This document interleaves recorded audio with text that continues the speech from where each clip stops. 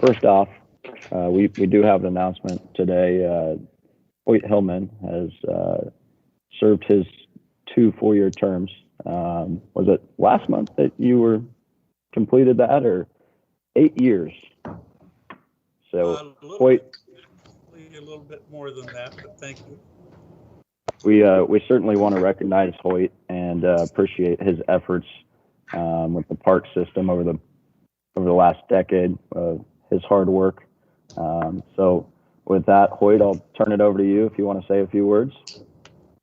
Thank you. I do.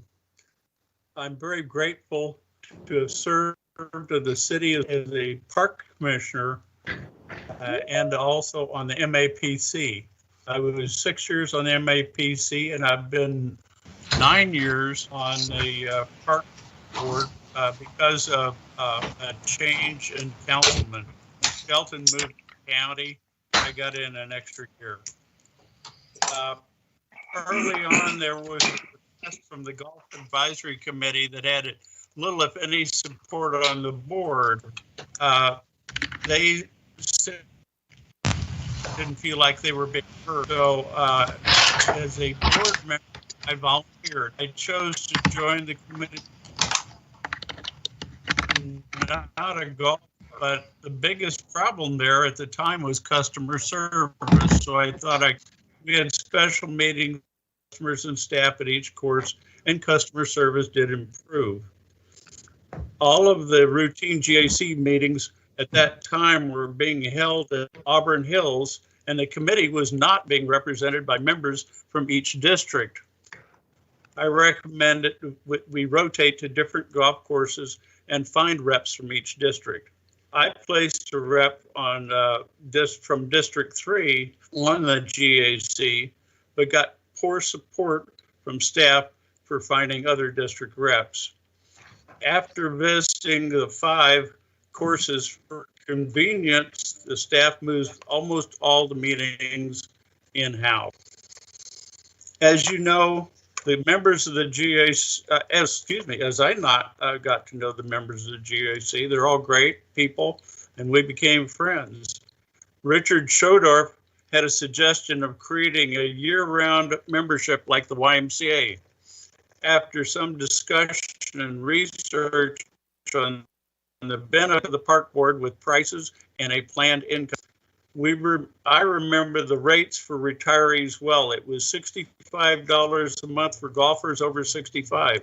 The plan went to the city council for staff, somehow changed the numbers. The 65 became 60, and now we see it needs to go back to at least $65 or $70 to make some money.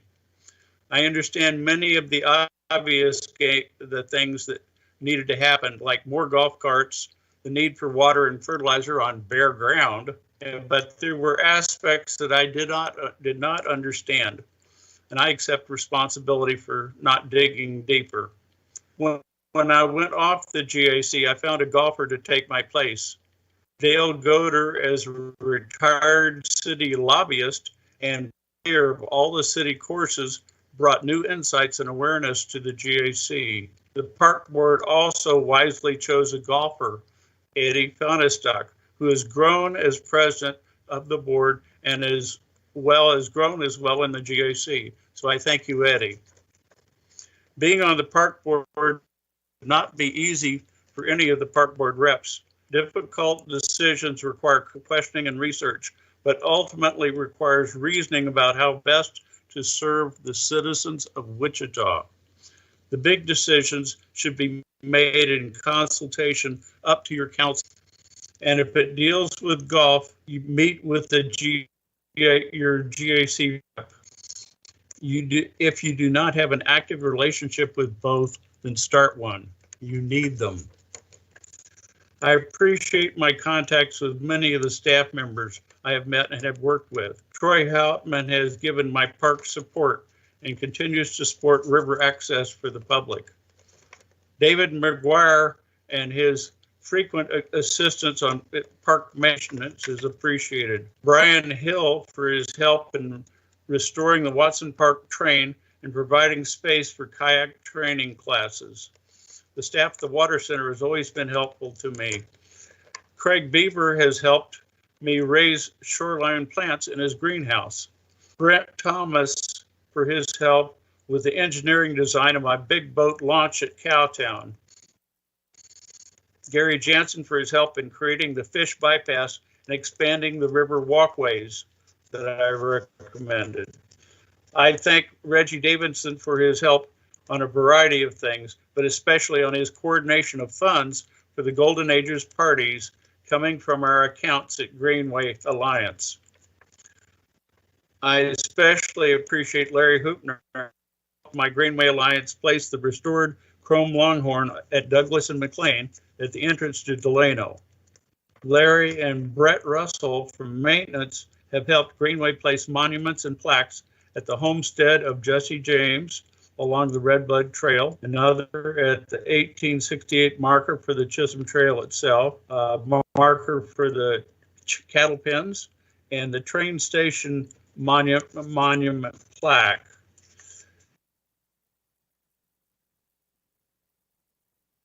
There's a pathway that's being built through Delano, and we'll place them as we can. Larry and the Ark River Coalition will be working on a new boat ramp on the Little Ark this summer. I have with confidence and an open heart, knowing I leave with confidence and an open heart, knowing that the Park Board is moving towards greater transparency. My replacement, Phil Simon, is smart and inquisitive and will represent District 3 well. He plans working with park customers and annually inspecting all of the 20+ parks in District 3.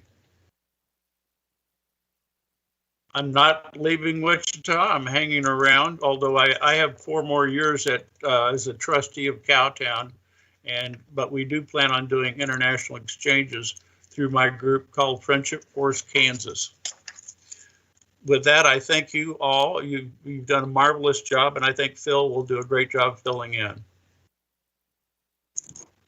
Yeah, thank you, Hoyt, for the kind words. And yeah, you're not going anywhere, so stay close. You know, my phone's always open, my email's always open. So if you have anything for me, any advice, we'll gladly take it.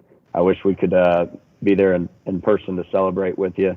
But you know, this is what we got to do right now. So I'll give you a virtual round of applause. Hey, Eddie, this is Jared Sorello. Can I have the floor for a second? Of course. Thank you. Hoyt, I wanted to thank you for, in my very short time that I've been here, you have been very instrumental in helping me get up to speed in learning about what I need to know and in making the few decisions that I've made so far. I thought it would be appropriate that the City of Wichita present you with a certificate of recognition. So this certificate reads, "Be it hereby known that the City of Wichita, in recognition and appreciation of Hoyt Hillman, issues this certificate of recognition for exemplary service as a member of the Board of Park Commissioners and his contribution to the betterment of our community." Signed April 12, 2021, District 3 Council Member Jared Sorello and Mayor Brannan Whipple. Thank you. I greatly appreciate that. And you can email that to me, right? No, that's fine. I'll be delighted. We'll mail it out to you. And this also comes with, I'll try and put it up here, this also comes with a bronze coin from the City of Wichita. Wow. There's the back of it. Very nice. Thank you. You are very welcome. So I just wanted to thank you for your guidance in the short time that I've been here. It's been very welcomed and appreciated. Thank you. Awesome. Thank you, Jared. That's awesome. Sorry, did somebody have something for Hoyt? Yeah. Yep. From staff, Hoyt, we really wanted to let you know how much we appreciated all your insight and your passion. I think I've gotten more phone calls from you than anybody else throughout the years. And your eyes and ears of the parks have been very helpful on making sure that we maintain the parks well. We also have a certificate of appreciation that we are going to mail to you. So that ours is going to be from the staff. So you're going to be getting some really cool things in the mail pretty soon. But just in general, I really appreciate your dedication and the years that you put in. It's been very helpful for us to be involved with all the things that are going on in your district, and you definitely represent your district very well. So thanks for your time and dedication. Thank you. Thank you, everybody. Hoyt, again, just want to say thank you for your service over the years. This board looks to you, people like you, to keep us moving forward, so we appreciate it. With that, we can go to public comments. I know we got a few emails to get through here, so I will turn it over to Penny. If you've got those available, Penny, feel free to read those into the record. All right, thank you, Eddie. I have 21 of them, so bear with me. All of them are in reference to our agenda item, Light Up Edgemore, switching tennis courts to pickleball courts. And are you guys okay if I take my mask off? I feel like I can't talk very well with this thing on. I apologize. First one comes from Karen Jargo. Dear Board of Directors, I would like to address the agenda item to convert 2 more tennis courts into pickleball courts at Edgemore Park. I have been coaching for 7 years at the Classical School of Wichita, established only 15 years ago in 2006, K through 12 small nonprofit school.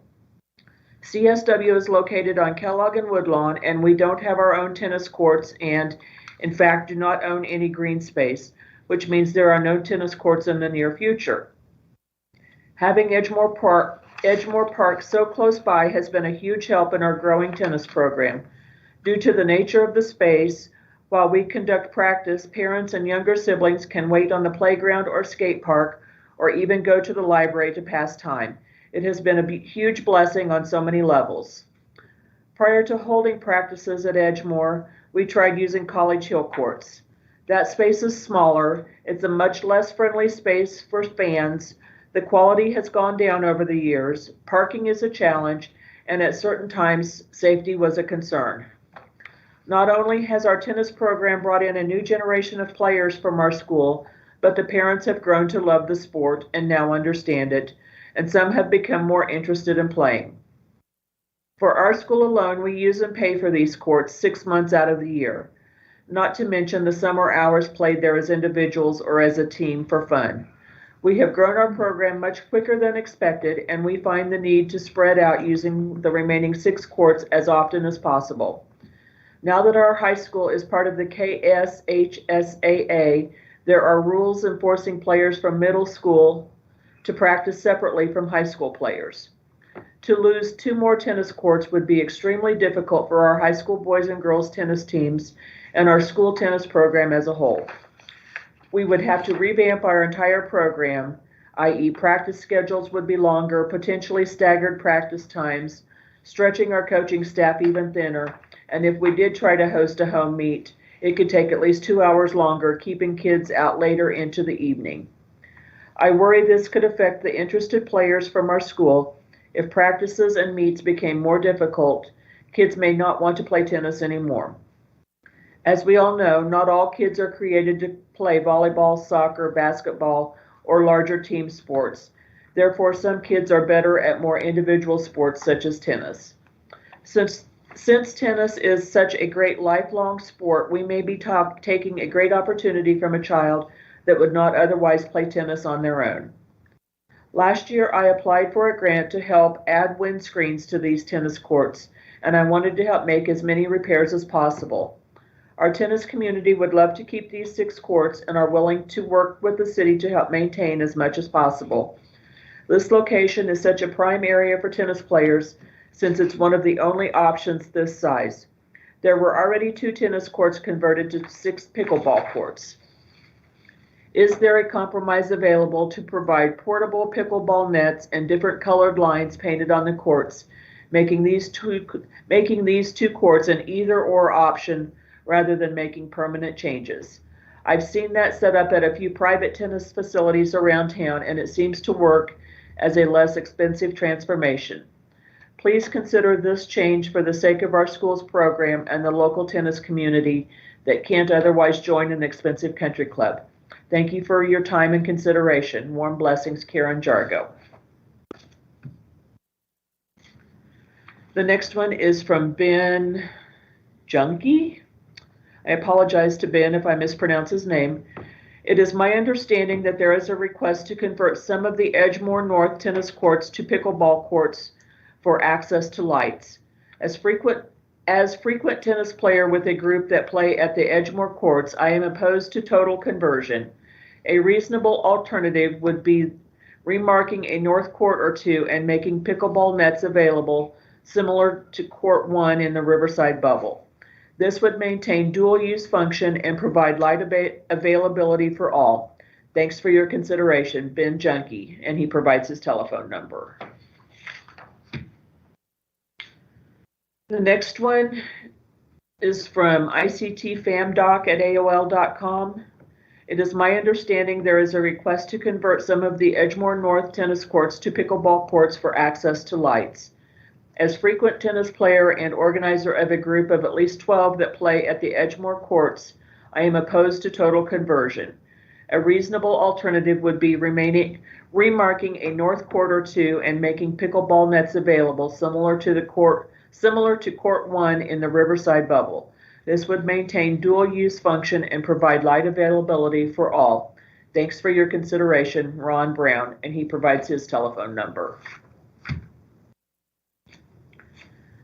Stephen Hooper to the Board of Park Commissioners. I use the Edgemore tennis courts regularly on Sunday afternoon/evening and frequently observe skateboarders using the tennis courts. One of the more damaging things I observe is their attempt to jump the nets with the skateboards. This is in addition to the added wear and tear on the court surfaces. Regards, Stephen Hooper. Next is from Nicholas Taylor. Hello, I am writing this email today to be entered into the public comment record at the Board of Park Commissioners on Monday, April 12th. My name is Nick Taylor. I am a 5-time Paralympic medalist and 11-time Grand Slam champion in the sport of wheelchair tennis.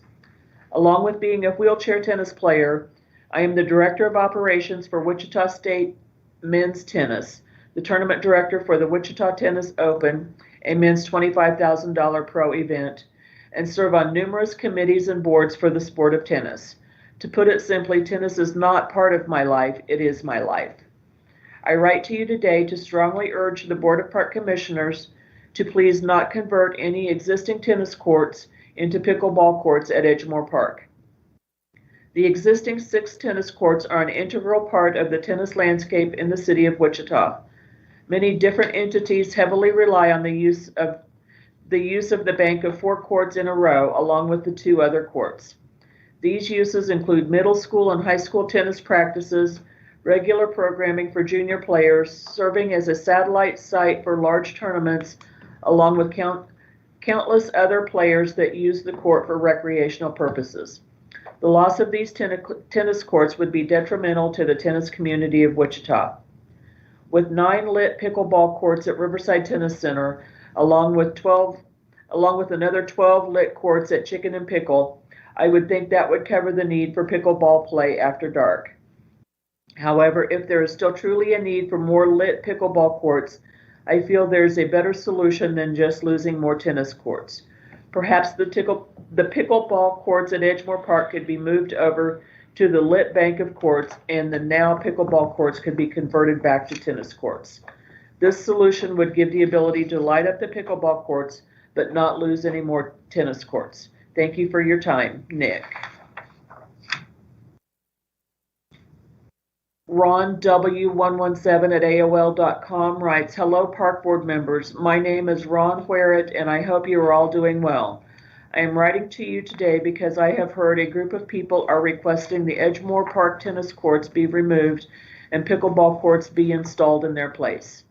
As someone who plays both tennis and pickleball and past president of USTA Kansas, I am writing to voice my opinion on this possible action. I believe it would be a mistake to remove the tennis courts. Those courts are not only to be Those courts are used not only by recreational players, but also have been used in the past for high school, middle school, and at times USTA League matches. I also know they have been used when the Pro Circuit Tennis Tour has come into town, not as a play site for the pro matches, but for the junior and underserved kids play that happens at the same time as the pro event. These courts are an important part of the tennis community, having so many all together, and complement the fabulous Ralph Wool's Riverside Tennis Center. You are doing an amazing job with that facility, by the way. Congratulations on what you are doing there. I also am afraid if lighted courts are being given away for free, it could take from the revenue that would otherwise be generated by the wonderful new lights recently installed at Riverside. But that is really a side issue. The real issue is the damage I feel would happen to the tennis community if these courts are removed. You are always kind to listen to our opinions, and I thank you for that. Thank you for all you do for our community. Sincerely, Ron Ware, past president, USTA, Kansas. Dave Hawley. Good afternoon. I am writing to make a push to keep the existing tennis courts at Edgemoor and not let them become pickleball courts. And while we are at it, I'm writing for a push to upgrade the facilities.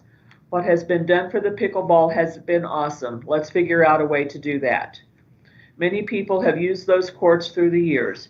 It's a strong anchor for free public tennis in the middle of the city. Julie Keiss. My name is Julie Keiss, and I am a tennis coach at the Classical School of Wichita. We are a small private school that does not have a campus. We have rented the Edgemoor Park courts for our tennis team for several years. Right now, March through May, our boys program has 22 middle school boys and 17 high school guys practicing there after school every day. We have approximately the same amount of girls practicing there in the fall, August through October. We host approximately 6 meets a year there. We also run large elementary school tennis development camps and high school and middle school team camps there every summer to develop our program. It would be devastating to our program to lose the ability to practice at Edgemoor and host meets there. Edgemoor's courts are close to our school, and we are so thankful to have the use of them for our tennis teams. In Wichita proper, there are only 2 complexes that have enough courts to safely host tennis competition, Edgemoor and Riverside. If more courts are converted to pickleball courts, you will no longer have enough courts to host tennis events there. It will become very difficult for us to have enough courts to practice for our season. We are there every day during that time, and there are always available pickleball courts. I live nearby, and there are typically available courts in the evening. If lighting is the issue with the pickleball courts, perhaps lighting should be added to the current setup instead of taking more tennis courts. I would love to put my vote in for windscreens for the tennis courts like the ones that the pickleball courts have. There are lots of grant opportunities through the USTA for investing in courts that have public usage. I would be happy to help write grant requests for the Edgemoor complex that could include lights for the South 2 tennis courts that include the pickleball courts. We would be willing to promote and help with any sort of fundraising effort to get lighting for the whole south side of the complex. Please do not convert more tennis courts to pickleball courts. Sincerely, Julie Keiss. Excuse me. Colin Foster. I am the head women's tennis coach at Wichita State University. Please accept this letter in advance of the Monday, April 12th board meeting in support of keeping the current layout with regards to tennis and pickleball courts at Edgemoor Park. I understand there is a campaign to convert 2 of the lighted tennis courts into pickleball courts. Having 6 quality tennis courts, including 4 with lights, is beneficial to the tennis community as we host and run various events. Edgemoor Park can be used as a primary site for events and programming, or as a secondary site for larger events hosted at Riverside or WSU. Losing 2 tennis courts will reduce its effectiveness and availability for such events. I play pickleball and enjoy using the courts at Edgemoor. I would encourage the board to pause, reconsider, and study usage levels or other possible options. Thank you, Colin Foster, head coach, Wichita State women's tennis. Katie M. Dear Wichita Parks and Recreation Department, we recently learned that there is a proposal to convert 2 tennis courts into pickleball courts at Edgemore. Our middle school sons have just begun to develop a love of tennis. Their school practices there, and my husband frequently takes the kids there to play on evenings and weekends. We really appreciate that there are courts available to the public without having to join the country club or an expensive gym. We love pickleball as well, but please don't reduce the number of available tennis courts. Please consider adding pickleball courts without taking away the tennis ones. Thank you for your time and consideration. The Mitnowell family, Katie Mitnowell. Chris Dara. Dear Wichita Parks and Rec Board, my name is Chris Dara and I am a tennis coach for the Classical School of Wichita. I want to put in a request to keep the 6 tennis courts that are currently available at Edgemore Park. For 6 months of the year, those courts are packed full with our students practicing for 2 hours a day, 4 days a week. We also fill the courts with young players at camp during the summer. Having 6 courts provides the opportunity to hold tennis clinics, camps, and tournaments for our school, the city, and other organizations throughout the year. Many of these events would not be possible with only 3 or 4 courts. It seems there are already enough pickleball courts to accommodate players. It doesn't seem necessary to add more pickleball courts at the expense of tennis programs. An alternative plan might be to paint pickleball lines on several courts to allow both sports to share the space. Thank you so much for all the work you do to provide great places for the people of our city to enjoy many fun activities. Sincerely, Chris Dara. Julie Ryan. I understand the city is considering converting 2 tennis courts into lighted pickleball courts at Edgemore Park. As the chair, as the chair of Maureen Conley Brinker Foundation of Kansas, It's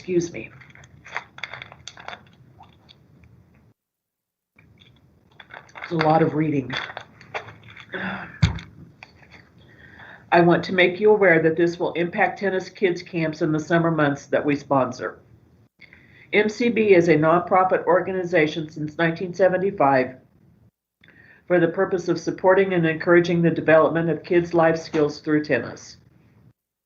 We want to promote a healthy lifestyle in our community kids through our summer camp sponsorships.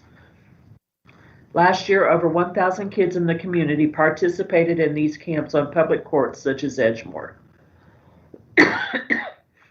The Edgemore tennis camps ran for 10 weeks last year in order to accommodate the demand with more limited class sizes, but typically run 8 weeks. If these 2 tennis courts are removed, these camps can no longer proceed at Edgemore. Further, MCB gave $403,000 for purpose of enhancing the Ralph Wool's Riverside Tennis Facility based on 45 years of MCB volunteer efforts to save 10% of our proceeds for this purpose. The other 90% went towards community kid programs. Because of the city project to enhance Riverside, there are now 9 lighted pickleball courts there. We understand your decision, but hope you weigh this impact to community kids in your consideration. Best wishes in your endeavor to maintain Wichita's park and recreation options for the community. Sincerely, Julie Ryan, Chair of MCB Kansas. Deanne White. Hello. Instead of converting tennis courts into pickleball, I would like to encourage you to paint pickleball lines on the tennis courts. This would enable the courts to be used for both tennis and pickleball. With additional studies, you may decide there is enough interest in both that you would want to budget funds to build new pickleball courts. Thank you, Deanne White. Cindy Hull. Please don't make permanent changes to the tennis courts at Edgemore Park. There aren't enough free courts in town as it is. Taking away existing courts to make room for pickleball would make the situation worse. Please consider options that would allow both sports to use the space. Thank you, Cindy Hull. Nick Brannan. My name is Nick Brannan, and I live in the Rockwood neighborhood my children attend the Classical School of Wichita. I have 4 children who all play tennis at the Edgemoor Tennis Complex, both for their school and for recreation fun. The Edgemoor tennis courts are a convenient location, and we currently rent the courts for our school tennis practices and several of our meets. We have been able to develop great interest in the sport of tennis at our school and currently have full high school and middle school tennis programs for both boys and girls. We have been able to send players to state tennis meets, thanks in no small part to the use of these courts. I believe tennis is a great lifelong sport, and thanks to the use of public courts, it can also be a low-cost way to get kids involved in school athletics. There are very few public tennis complexes in town with enough courts to host tennis meets without undue delay or splitting between multiple locations. If the current plan goes forward and more or the current tennis courts are converted to pickleball, we may not have the opportunity to rent the courts and host meets in this great location. Every time I have been at the park for tennis, there have been available courts for pickleball. I would ask that rather than develop tennis courts into pickleball, perhaps lighting could be added to the pickleball courts. Or perhaps some funding could be sought from USTA to upgrade the courts for tennis use, as these courts are public. Please do not convert more tennis courts to pickleball. I appreciate your concern. Nick. Becky Samaniego has a lengthy letter. Dear Park Board members, my name is Becky Samaniego, and I am the Executive Director of USTA Kansas. USTA Kansas is a not-for-profit tennis organization with nearly 2,000 individual and organizational members. The district is defined as the entire state of Kansas except the counties of Atchison, Donovan, Douglas, Jefferson, Johnson, Leavenworth, and Wyandotte. USTA Kansas is a division of the United States Tennis Association and is one of 7 districts in the Missouri Valley section. USTA Kansas strives to promote the sport of tennis as a means of recreation, good health, and sportsmanship by facilitating league programs, tournaments, and other tennis-related events and activities. These programs are offered for adults, juniors, seniors, and includes all players regardless of race, ethnicity, physical or mental capability, or life choices. Wichita Parks and Recreation is an integral part of the USTA tennis programming. A year ago, I spoke to the Wichita City Council on behalf of USTA Kansas in support of the Riverside Tennis Complex improvements. The addition of tennis courts and improvements to the existing courts at Riverside has made Wichita a destination for major junior and adult tennis tournaments and leagues. This will result in revenue to the city of Wichita because local and out-of-state players, coaches, and families will travel to Wichita to play these tournaments. The Edgemoor tennis courts are used as overflow courts for these tournaments. The reason it is important to keep the current tennis courts at Edgemoor as they are and not convert them to pickleball is because pursuant to USTA rules and regulations, tennis courts that have other lines, such as pickleball lines on them, whether permanent or temporary, cannot be used for certain levels of tournaments. If the current Edgemoor tennis courts are converted to pickleball, it will eliminate Edgemoor as an overflow option, regardless of whether the courts can be cross-utilized for both pickleball and tennis.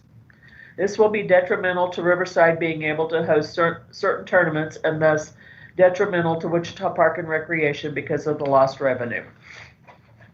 Additionally, as I am sure the Commission is aware, other organizations utilize the tennis courts at Edgemoor. Wichita State University, the Classical School, and Collegiate are but a few examples. The current facilities at Edgemoor provide the best accommodations for high school tennis practice and meets, adaptive programming, and general public play. To eliminate 2 tennis courts that are covered with lights, leaving only 2 tennis courts with lights, would eliminate the entire facility as an option for these organizations. Finally, over 4 million new tennis players across the country picked up the sport over the past year. The City of Wichita Parks and Recreation should be encouraging tennis as it is not only a lifetime sport, but it is a sport that easily promotes social distancing. In this instance, even though only 2 courts are on the chopping block, eliminating any tennis courts takes away the opportunity for these new players to play. I appreciate the Commission considering USTA Kansas's position when discussing and deciding this issue. If you have any questions or concerns, please do not hesitate to contact me.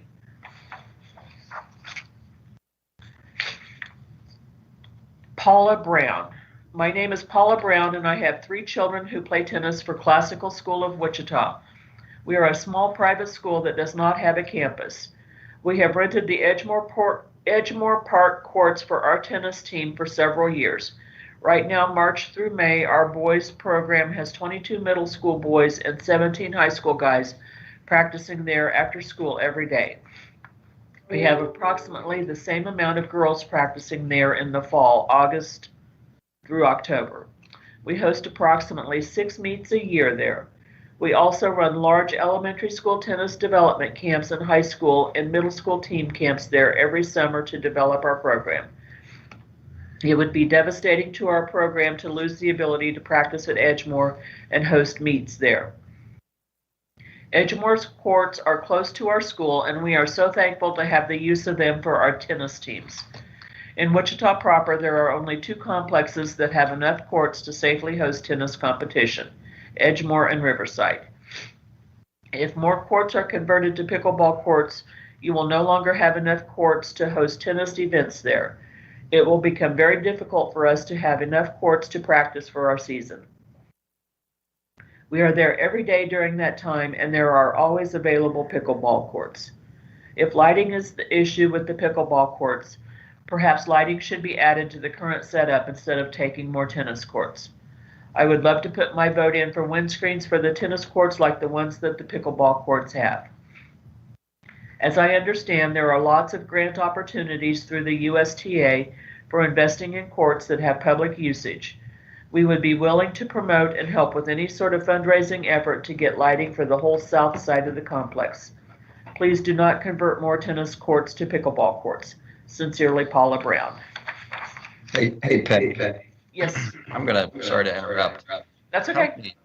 How many more emails do we have? 4. Okay. I'm going to let you have a rest here. I think Dale Goder has a question. Okay. Yeah, first, Penny, I want to apologize for putting you through that tortuous exercise. That's worse than watching a C-SPAN filibuster the U.S. Senate. You did a great job, but that was unfair to you to do that. I understand the pandemic puts us in a bad situation in getting public comment, but there's got to be a better way. Mr. Chairman, in the legislature, when I was a lobbyist up there, if an issue had a lot of comments, it would be introduced as written testimony. Their names would be written, it would be announced. That testimony would go to the governing body, and that would suffice. I don't see much point in this. As I just messaged you, I look forward to the 150 emails from public golfers that you'll read next month. You don't want to do that. And it seems like we can improve our process here. Again, I know it's a difficult time. We certainly want to respect public input, but we've spent a good deal of time here that we need to be spending on some other issues as well. Again, Penny, my apologies. I agree with that, Dale. Unfortunately, this is the process that we put in place, and we certainly want to give everybody a chance to voice their opinion. So that's why I believe it's important to read these into the record. And Penny, I feel for you. I apologize. And certainly after this, if you need a hot tea or a Hall's throat lozenge, feel free to go grab it. I'm not going to hold that against you. So we want to be transparent, as Hoyt mentioned earlier in his recognition. So if we can knock out the last 4 here, we can talk about it on item 2C. Okay, thank you. Thank you. The next one's from Dr. Gary and Mitzi Hackney. To whom it may concern, I understand the city is considering converting 2 tennis courts into lighted pickleball courts at Edgemore Park. I want to make you aware that this will impact tennis kid camps in the summer months. These tennis camps encourage the development of children's life skills through tennis. Last year, over 1,000 kids in the community participated in these camps on public courts such as Edgemoor. The Edgemoor tennis camps ran for 10 weeks last year in order to accommodate the demand with more limited class sizes, but typically run 8 weeks. If these 2 tennis courts are removed, these camps can no longer proceed at Edgemoor. Please do not convert these courts into pickleball courts. As a compromise, would you consider just painting pickleball lines on the courts so the courts can be used by both? Thank you for your consideration of this matter, Mitzi Hackney. And I apologize, this next one is lengthy, but then the last 2 are fairly short. Jaron Glazer. Good morning, Park Board Commissioners and whomever else this may concern. I am submitting this email to be entered into the public comment record at the Board of Park Commissioners on Monday, April 12th. My name is Jaron Glazer, and I am the Diversity and Inclusion Manager for the United States Tennis Association Missouri Valley Section and the Tennis Service Representative for the Kansas Heart of America districts. I am reaching out regarding the tennis courts at Edgemoor Park. On behalf of the USTA, I ask that the existing courts at this facility remain as a structure open to a multitude of uses as opposed to being converted to where they will only be able to serve one primary activity and thereby exclude a larger portion of the community in Wichita and surrounding areas. I am pleased that diversity and inclusion is one of the core values of the Park Board, as it also is for the USTA Missouri Valley. I highly respect and support the board's mission to create and maintain facilities and activities that will be the most inclusive of the majority of residents, which is why I ask that these tennis courts not be converted to pickleball courts. Not only will conversion be a costly endeavor, it will also narrow the possibilities of the complex, whereas leaving the courts as tennis courts will leave them open to both tennis, pickleball, and other racket sport usage. The average tennis court costs between $55,000 and $85,000 depending on the materials used. And if the board were to find that pickleball was more of a temporary point of interest by more of a subset of the population, it will easily cost $5,000 per court just to begin to convert it back to a tennis court, when instead it could remain a tennis court that is adaptable and open to other sport use. There is the possibility that this conversion will irreparably damage the integrity of the court surface and cause either immediate damage, safety concerns, or these issues could arise in the near future.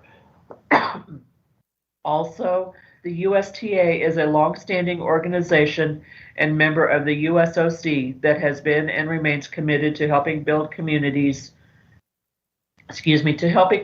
maintain tennis facilities and offers grant funding to help them be able not only build but maintain these structures for the community.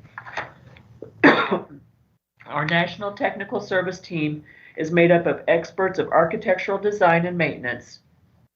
The team not only provides grant funding, but can help facilities with items such as layout design, modeling, and strategic planning business initiatives that make the complex sustainable. Riverside Tennis Center invested a large amount of funding in building specific pickleball courts, 9 lighted courts that are open to the community and available. Converting usable tennis courts to pickleball limits the options of the large array of Wichitans who depend on the Park Board to offer inclusive facilities that, because of their adaptability, are also larger potential sources of economic revenue for the city. The USTA is also aware and supportive of the school tennis teams, the classical school, tournament directors, and programs that serve under-resourced and adaptive populations that currently operate and those that are wanting to form at this complex. The USTA has held section events at Edgemoor that drew in athletes and their families from local and surrounding states, also allowing neighborhood children the opportunity to have a walkable, bikeable place to play a sport that they can play as part of their school team provides them with the involvement and skills that will shape their lives, and a sustainable activity option as they reach adulthood that only requires one other participant. It is my hope that the board will look towards slight facility modifications that allow for multi-sport play, such as added lines as opposed to permanent conversion. Thank you, Park Board Commissioners, for the tireless work you put in to make Wichita a place where people choose to live. If you would like to discuss this subject matter alternatives, please feel free to reach out to me anytime by phone or email. I would be more than happy to assist in any way that I can. Jaron Glazer, Tennis Service Representative, Heart of America, Kansas. Rachel Brannan. Hi, my name is Rachel Brannan, and my family lives in East Wichita, not far from Edgemoor Park. Our family has been going to Edgemoor Park to play tennis for years and have enjoyed the benefits of usually finding an open court to play on, with the convenience of being fairly close to our home.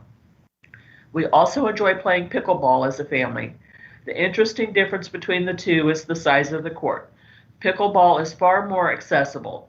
We have the ability to play pickleball at our neighborhood commons area, as well as in our own backyard due to a large patio. Tennis is not so easily accessible. It is far more difficult to find a space to play tennis.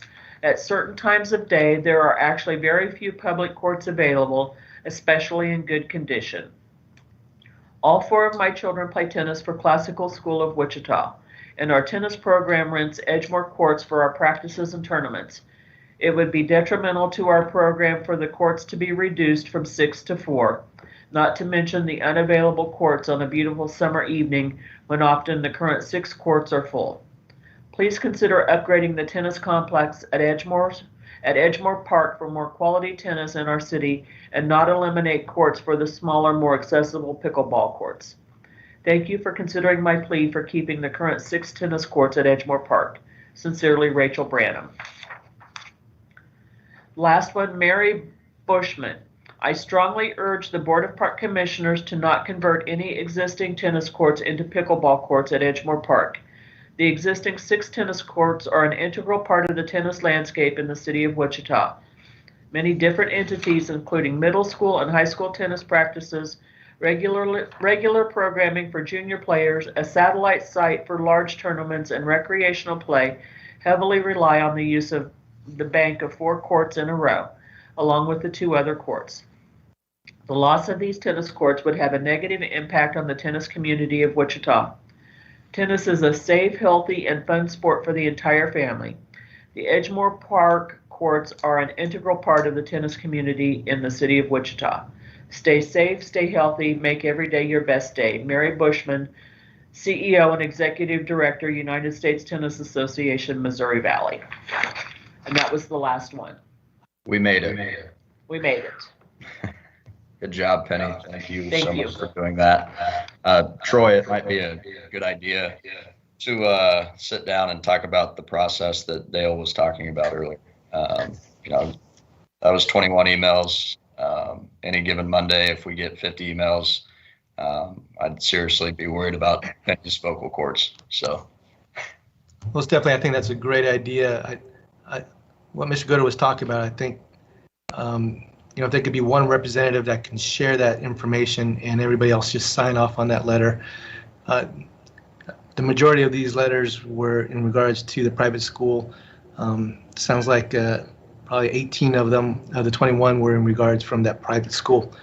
So I think one letter would have sufficed. But again, I don't know who's writing letters, and I don't know who is wanting to give their input as well. So it's kind of hard to know. But right. I definitely think there's a better way of doing this. Yeah.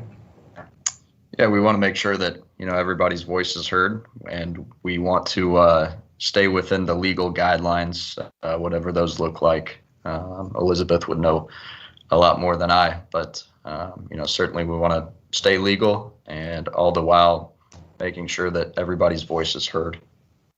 Eddie?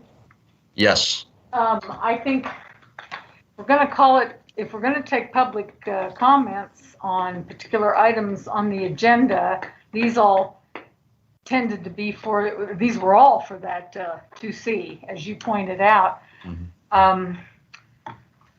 Our ordinance allows for it. If we were meeting in person, each one of those people could attend, come to the podium, give their comments, and you would be sitting through them just like you were sitting through Penny reading them. Penny wouldn't have to have any part of that, but we can certainly all share the burden of reading them.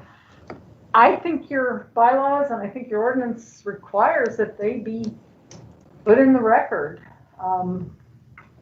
Can certainly look into that, but we aren't set up like the state legislature to take testimony.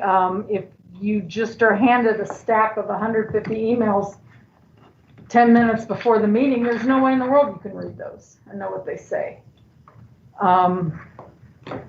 But again, if you were meeting like we normally did, I'm sure most of you remember the meeting where we had all the people from the horses versus the bicycles.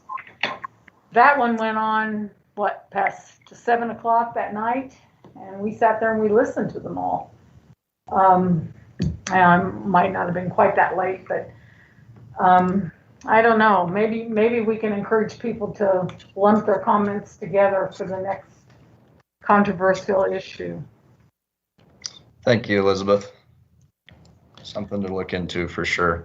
Yeah, another one that I recall was the Confederate flag over at the Veterans Memorial Park. That was a very interesting one for a lot of different reasons. But I think we probably had speakers on both sides, probably at least 30 or 40 speakers on each side. Mm-hmm.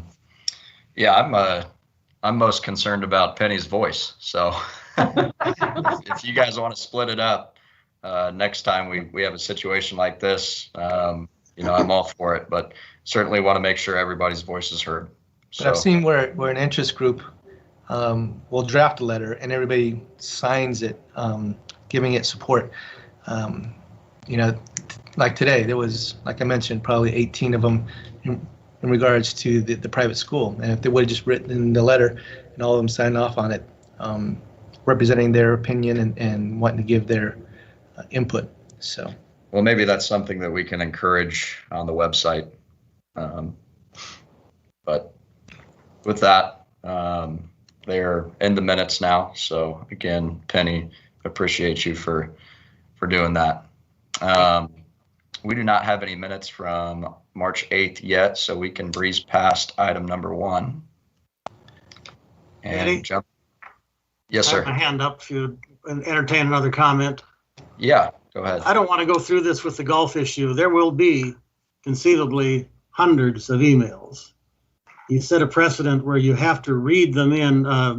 Ms. Arlenski's comment is relevant. They have to be placed into the record. But requiring a reading of them puts you in a position not unlike what's going on in Washington, D.C., to have process interrupted by this kind of unnecessary time. They should be recognized and made available to the board, whether they come in 10 minutes before the meeting or 10 days before. The board will have an opportunity to read them. No action needs to be taken until that's done. This falls to the park board, not to Mr. Hauptman to decide this. And I don't want to do that. I don't want to see this. But you know what? If you're going to read 21 emails from tennis, and my golfing interests are going to be expecting similar, I don't really see that being a productive outcome. I'd like to hear from some other park board members as to whether this process is suitable to them. We are near the ending of our first hour and haven't gotten to anything.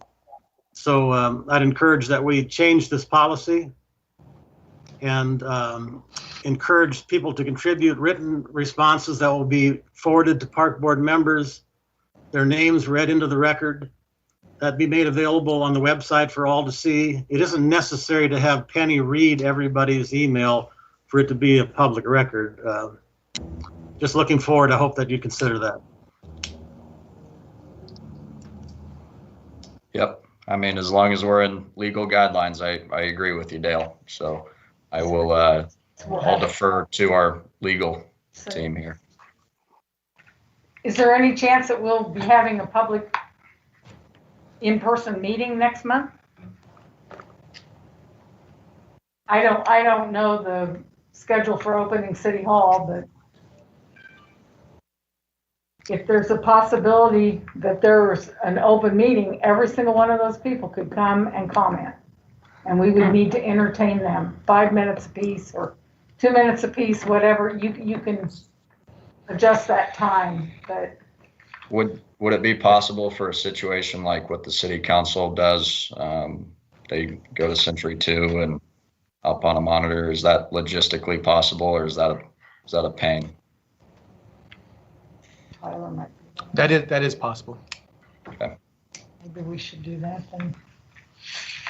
But Beth, it's not necessarily the case that everybody who sent you an email will come and appear in person. Many people like to communicate by email, and you're going to continue to get lots of emails. Simply making a face-to-face opportunity available isn't going to solve that problem. You still need to deal with, do you want to take park board time to listen to the reading of emails that can all be sent to us? We all know how to read. We can probably get around that. It's a matter of time efficiency here. Well, right now, that's the only option. We don't have anything set up for the public to come comment. So if we could set up an alternative, as Eddie mentioned, I mean, I recall the meeting, don't remember the date, but it was when the council was considering the mask ordinance, and they had comments from about 9:30 in the morning until almost 4 o'clock that afternoon. And so people do come if they feel passionate about something, but I agree. If there is an option available for them to personally come, then you could probably accept the written comments. And if you want to, you mentioned delaying the vote until you had a chance to read them all.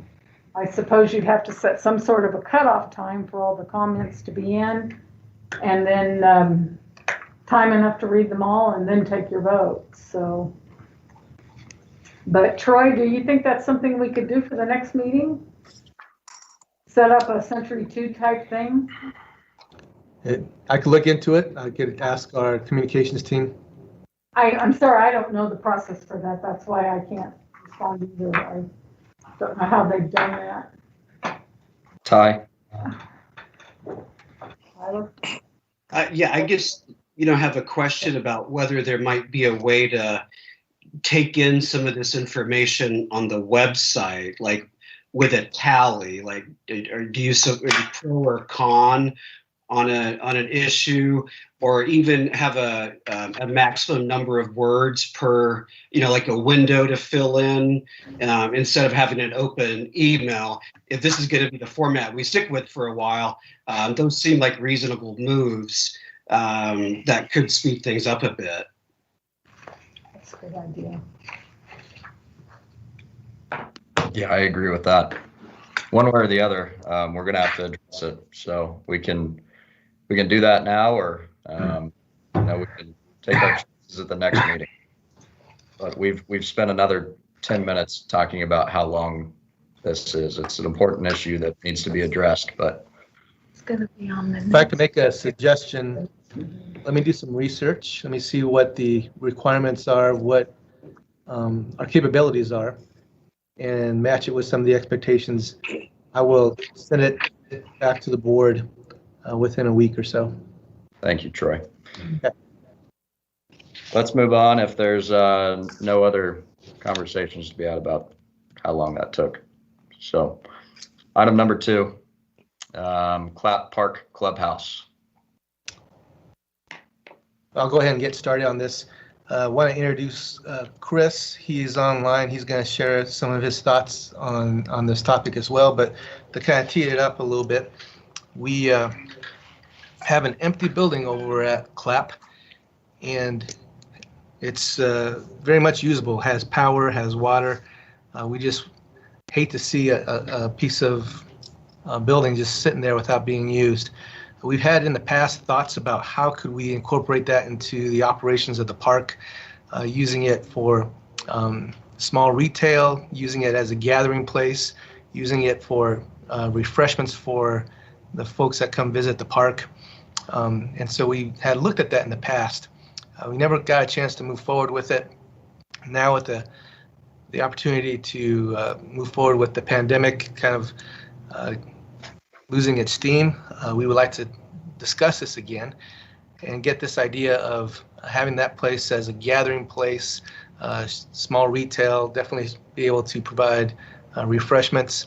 And Chris is the owner of Duck Get Discs. I can never get it out right. And so he does have a lot of disc golf paraphernalia that he shares, that he sells. With the disc golf course there that's getting more popular, and it's really being used quite a bit, we see this as a great opportunity. We're also looking at putting in bids for hosting larger tournaments that will bring in out-of-town guests to Wichita for these tournaments. And one of the big draws to it is having a retail store for the discs, but also even more so in my thought is this is a gathering space. We can do special events out of that building. We can do provide some small food items as long as he's licensed to do so. We can do movies there, some other things as well as far as special events. Just anything we can do to support the park and be a draw for the park. And then also this side business of supporting all the disc golfers here in Wichita. So that's kind of the thought behind it. And we definitely have an opportunity, and we've done this with other interests as well. So it's something that it's not new, and it can bring in some revenue for the department. Chris, I'm sure, has a few things he wants to share. Thank you, Troy. Can everybody hear me okay? I just want to make sure I'm functioning. Okay, Yes. Great. As Troy said, my name is Chris Dender, and I'm the owner of Ducks Flying Discs in Wichita, just on 13th, just west of Bidding, which is right there at the corner, just west of North High. I've been a professional disc golfer for over 30 years, and I'm a lifetime Wichitan. I went away to the Marine Corps and came back, but I grew up here, and in that time, disc golf has started about 50 years ago, but it's been in Wichita since about the late 70s at object courses, and the first disc golf course that was proper here was in 1987, 1988 in Riverside. The business that I own is Ducks Flying Discs. We've started in 2013, and we have worked with the city throughout that entire time period to run tournaments that are regionally, nationally, and locally held to really high esteem. One of those tournaments is called the Keeper of the Chains, obviously, playing on the verse of the Keeper of the Plains, and it draws people from all over. We have actually held that at Clapp Golf Course when it was first installed. That was an A-tier level tournament, the ones that Troy was alluded to earlier. And it was received very successful with major sponsors coming in from all the manufacturers of all disc golf. Inside of our shop, we handle disc golf items for the players to play, but we also handle packaged foods and drinks. So we're already versed and set up to be able to handle that aspect of potentially working at Clapp, and it could be just kind of a turnkey type of situation where we could partner with the city for that. We have done extensive work out at Clapp and introduced disc golf while Clapp was still an active golf course there, and we always felt like the potential to partner was there with that facility as it is. We would also be willing to take over some of the responsibility for some of those events that he had talked about. A couple of things come to mind would not only be disc golf related or disc sports related, but also things like music venues in the evening. It has a fantastic patio out back, teaching kids about the sport itself, running a summer camp in conjunction with what the city already does for the summer programs for the youth. I'm sponsored by Innova Champion Discs, which is the biggest sponsor and manufacturer, and they have a program that's built specifically for the youth. It's called the Edge program. We would be glad to facilitate that along with the city and take the reins on that and be there to actually run it. Other events that we would do a weekly league that would be very much like the leagues that are run throughout the city golf courses. We currently run a Wednesday night league. It gets between 60 and 100 players on average. I feel like that Clap would be a facility that can handle that very easily. And with the added draw of a professional clubhouse there, it might draw even more. With the retirement community that's just to the west of the golf course, they would be able to come over and use the facility. We would install a what's called a tiki course in disc golf, but it's a par 2 golf course. So that would be friendly to the youth, to those grade school individuals. And if they and their family wanted to come out, we would be able to assist with that. Now, the larger events, how does that benefit the city of Wichita? Well, during a larger event at a facility like this, we would have somewhere between 100 and 500 golfers that would come to the city for Thursday, Friday, Saturday, Sunday, even Wednesdays on the larger events. Now, that would put people using the restaurants, using facilities here, shopping in our stores, staying in our hotels. That would really draw a lot of people here. Now, we're looking at turning Keeper into an event like that, which happens in August, which would be a fantastic time of year to have people traveling here because they already have vacation. But then on top of that, we would do another 3 events throughout the year out there that would be maybe not as big, but very a regional draw, which would also put people, people in the hotels and people buying, foods and travel location too here. So those quarterly events, they would draw somewhere between 90 and 270 players. And with a facility as big as Clap, it could easily handle that. So, and they would, once again, they'd use the restaurants, convenience stores, evening venues like bars and evening spots, and of course those hotels. Finally, we had I have a connection to Ultimate Frisbee, which is a totally different game. It's all played on a football field. And there is a rather large group there that would like to potentially host a weekly during the daylight savings summer hours.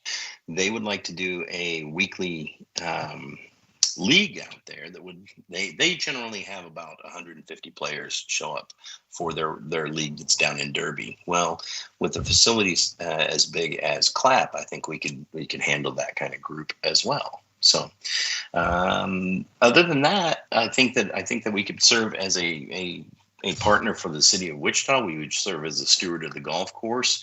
My staff would man the booth and also be the marshal of the golf course, if you will, and we would work in conjunction with the city of Wichita. So, just to add a few more items, we're still looking at completing the master plan, and something that we had looked at the master plan is actually a small retail store or cafe or whatnot that could be in the park. In the master plan, we also have looked at having a disc golf there as well. So we have not had we have not had the master plan voted on by council yet, and we're hoping to do that pretty soon. The other items that we're looking at too is funding, and when can we actually put something in the CIP for the master plan for Clap, and it probably won't be for a couple of years. So Chris and I, what we talked about was this is a great opportunity because he would not have to put a lot of investment into the building, and not knowing exactly what we're going to do 2 years from now or 3 years from now, but the potential, the idea is to have something similar like this going into the park into the future. So this is definitely a little bit of a temporary situation that we want to try at least this year and see how it goes until we get all the funding for the capital improvements for that park. Thank you. Does anybody have any questions for Chris or Troy? Eddie, I do. Are we talking about a fee to rent the building, or are we talking about just letting them use the building and trade for the potential economic impact? There's definitely going to be a fee associated with it. Has that been negotiated at this point, or? No. I mean, I hate for Chris to go through all this work and then have us come back and say, "Oh, we're going to charge $5,000 for that space." We've talked some general numbers, but we have not come up with a solid number as of yet. Okay. I just didn't want Chris to get surprised at a number. I sincerely appreciate that. Let's see, Dale. There's an ongoing expense to maintain CLAP even now. If you don't have a fee in mind, can you at least identify what is the cost to the city to maintain that course at a fashion that this activity would need? And what's the cost of maintaining that clubhouse and of reopening it? And lastly, I think a really good idea would be to put a 9-hole golf course there, since we already have a clubhouse and the land, but I guess that ship sailed. I certainly want to encourage some use for CLAP, but we're not going to tolerate spending money when we said CLAP was losing so much money we couldn't afford to keep it open, and now we continue to spend money without offset revenue. So if we could identify what your cost centers are for this to take place, certainly it should be used for something, and if nothing else, this might be a good idea, but let's not go in blind. So the major cost that we're talking about is in regards to water. We don't have water any longer on the course. The other item is probably the utilities, which Chris would be responsible for the utilities of that building. As far as the regular maintenance, we contract that out. If I recall right, I'd have David sitting there. I'm guessing, if I remember right, somewhere in the neighborhood of $25,000 to $30,000 a year for park maintenance, but don't quote me on that. We can definitely find out some of that numbers and see what those cost. Would the city be responsible for staffing the building if it's open for this? We certainly wouldn't just turn it over to a private entity without some control. Well, there's definitely items in the lease that hold them responsible for the maintenance and operations of the building. We do this with other facilities. Stryker is one of them, where a $22 million facility was handed over to a third-party operator. Good. Ty. My question was answered. It was really about the financial deal, so I'm good. I think it's a great interim use. I'm excited about it. It's fortuitous that we have this great tenant to occupy that space there on an interim basis. Philip. So this will be my first question, just taking Hoyt's place. So my question is about after all these tournaments, who's going to pick up trash after them? Because after the last couple of tournaments, most of us who live over here along Mount Vernon have had to go along and pick up the trash. So I guess that's my thing for all these things is the pickup after all this. My staff will go through, if I don't know what kind of vehicle that is still over there, but if there was some sort of a gator or golf cart or something of that nature, it would be much easier. But I would pay staff to go through and police the park before, of course, and after it. Secondly, what we do as golfers, as disc golfers, I would run an event prior to the tournament to have a massive cleanup done on the course by the participants, and we kind of reward that by awarding prizes for the person who brings in the most trash, and some things that really get the community involved in cleaning up after themselves. The majority of the people that I play with already walk through and clean golf courses, even though we're not even having a tournament that day or any of those, any kind of event like that. So as a whole, disc golfers are really cognizant of making it cleaner than when we got there. So Philip, I would answer your question by saying that I would pay my staff to go clean up those kind of messes. But we can't get every single piece of paper either. So, that's my caveat. Yeah, I'm not asking to pick up everything up, but just usually we end up with probably about 4 to 6 trash bags after an event.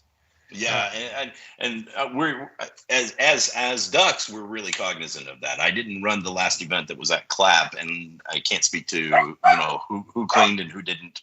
But I can promise you that if we were there, that would be one of the things that we'd want to do. If the city did have some sort of golf cart there, then this is a negotiation that we can figure out. If they had a golf cart, I would pay somebody to go in 30 minutes or even an hour early every day and drive the golf course and pick up major trash. So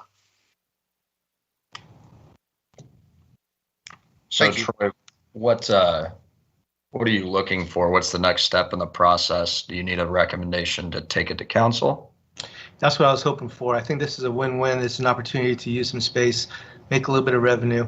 It definitely isn't going to offset all of the maintenance costs that we have for regular park maintenance. But I think making this place a gathering space, an opportunity to do some other things with this property, having Chris as a partner to help maintain the area and the park, I think it's just a great opportunity, win-win for everybody. So yeah, I would love to get a recommendation from the park board, and from that I would develop and finalize an agreement, contract, and take that to council. Okay, looks like Alejo. Yeah, I'd make that. Oh. Alejo, did you have a question? Yeah, can you hear me? Yep. Sorry about waiting to the last second. I just wanted to hear everybody out. Chris, for you, is there, I'm assuming part of your desire to use this course is, to hopefully increase the popularity of disc golf in the Wichita area. Do you have plans or ideas for how to engage the surrounding community? And then, to Troy, what's it look like to you down the road if this thing pops off and the city's in love with disc golf? How do we move? How would you move forward there? Like I mentioned, I think we talked about this with the master plan. There was still going to be a disc golf in the park that was actually designed into the master plan. And like I mentioned, there's ideas and thoughts of some type of retail, cafe type of thing that could probably still carry this forward. As we talk to some of the folks across the country that put on these big tournaments and bring people in, we know that would have a strong economic impact on our community if we were able to host some of these. And what makes it advantageous to host is to have something like this there. I don't know if we're going to keep the building past the master plan. There's always opportunities to change and adjust as we see fit. But definitely, I think in the next year or two, there's not going to be anything going on in the park yet because I don't have the funding to do it yet. So we can definitely put this in as a pilot and see how things go and see how it impacts. And maybe it gets taken to another park. I don't know. But definitely, I think in the short term of a year or two, maybe even 3, we can definitely kind of get a gauge on how things work. This is definitely something new, a little bit different that we've done in the past. To answer your question about the marketing, I have used several different sources of marketing. Of course, we use social media, probably first and foremost. But as a business owner, I also use an email marketing campaign that goes out to about 1,000 various golfers that are directly interested in the sport of disc golf. So it's a very focused group that would know about all of the upcoming events. They would have a sort of newsletter, if you will, that I personally send out. We would also be on every one of the scheduling boards for all PDGA events. We would have every event that we run, minus the league, and we can make it a PDGA league. It's just they haven't been effective in the Wichita area before. But if we as an entity, as partnership, wanted to make it a professional disc golf association league, we could certainly do that. It's not an issue. But their scheduling board covers all of this, and whenever a new event pops up within the region, individuals get an automatic email for that. So they know when these things are coming up. As professional disc golfers, they come in and they will register months and months in advance of the events that are coming up. So does that answer your question? I guess, Chris, I was looking for something as to like, what will you do to reach out to the folks that aren't necessarily already on your email list, right? To the neighbors. Let me add, Chris. Let me add. So a couple things. This is still going to be a park. This is still a park that's going to be taking care of the neighborhood. It's going to have all the other activities going on. We'll have the trails there for bicycling and people going out there and spending time. One of the great things about disc golf is that, and you see this in all of our parks, that people can still enjoy the parks even though that there's a disc golf course going through it. So in every one of our parks that has disc golf, there's that expectation. So I think what we can do is also work with Chris, work with Philip and his district and the folks in the neighborhood to make sure that they still have the opportunities and feel like that park is still there. It's theirs, that they can use it as much as they want to or can. So I want to make sure that we made that clear. And we can work with Chris as we do our special events. If we do movies there, if we do some bands or whatnot, we'll use our marketing, social media to promote all that as well. Emporia has a great opportunity there. They have a really, really nice park that has a world-class disc golf course there. They hold a lot of professional events there. But the bottom line, it's still a park, and it's still used with the community on a daily basis. Does that help answer your question, Alejo? Yeah. No, I was just curious to see what that strategy was going to be for Chris on the team. But thank you, Eddie. Real quick. Yeah, go ahead. So just to clarify, then, if we decided not to do this, the park department would still have to maintain the park and do all the things that it's doing today. So whether Chris does this or not, the park board is still on the hook for all the maintenance of the facility, the park, and everything. That is correct. The Parks and Recreation Department still has to maintain it. This just gives us an opportunity to have somebody help us with it. Well, then I'd like to make a recommendation that we move forward with this proposal with Chris taking over, however you want to word this. I mean, I think we need to move forward with it. I think it's a great opportunity. And I also think it puts a tenant out there to kind of oversee the park on a regular basis too. So I think there's zero negative at this point, in my opinion. I second that. We've got a motion and a second, and I do have a question for Chris here. How many golfers or disc golfers do you typically see during a big tournament? How many would you bring in there, to clap? The biggest event in the entire world is held in Emporia, Kansas, and it has over 2,000 golfers playing during that event. So our goal would not be obviously to jump off this with 2,000 golfers, but build to a level that's comparable. It would be multiple days.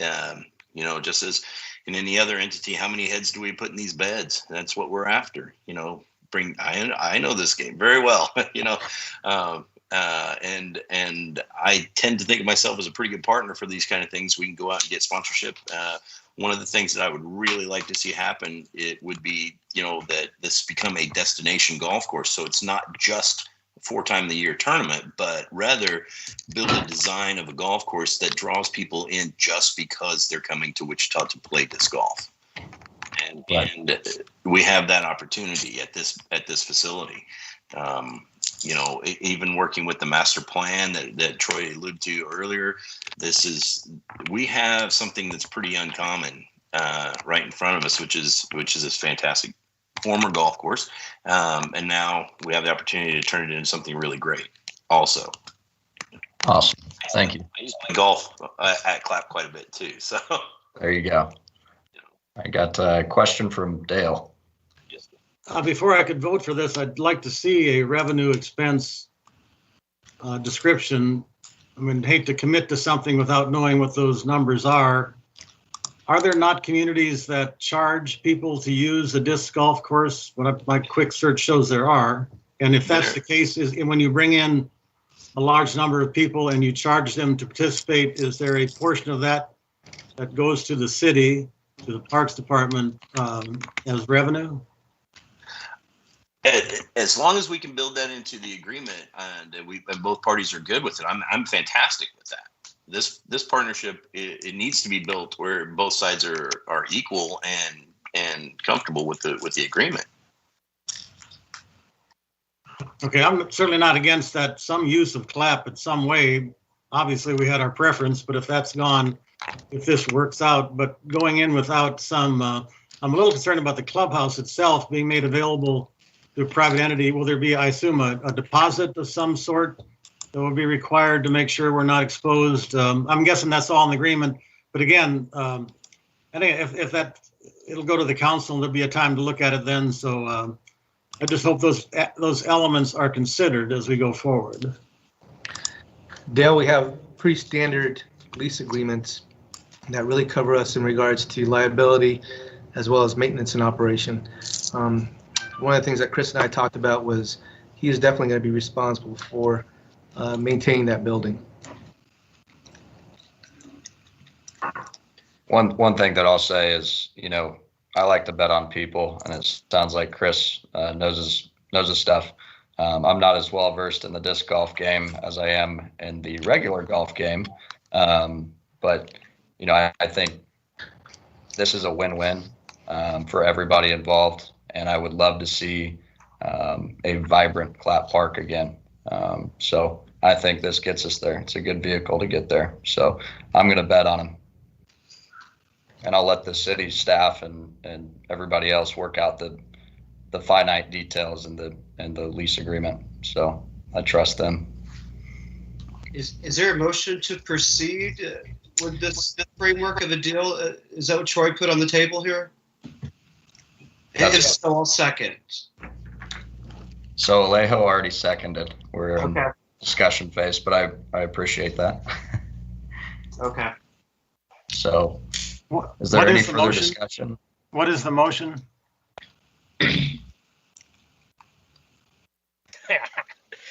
That we move forward.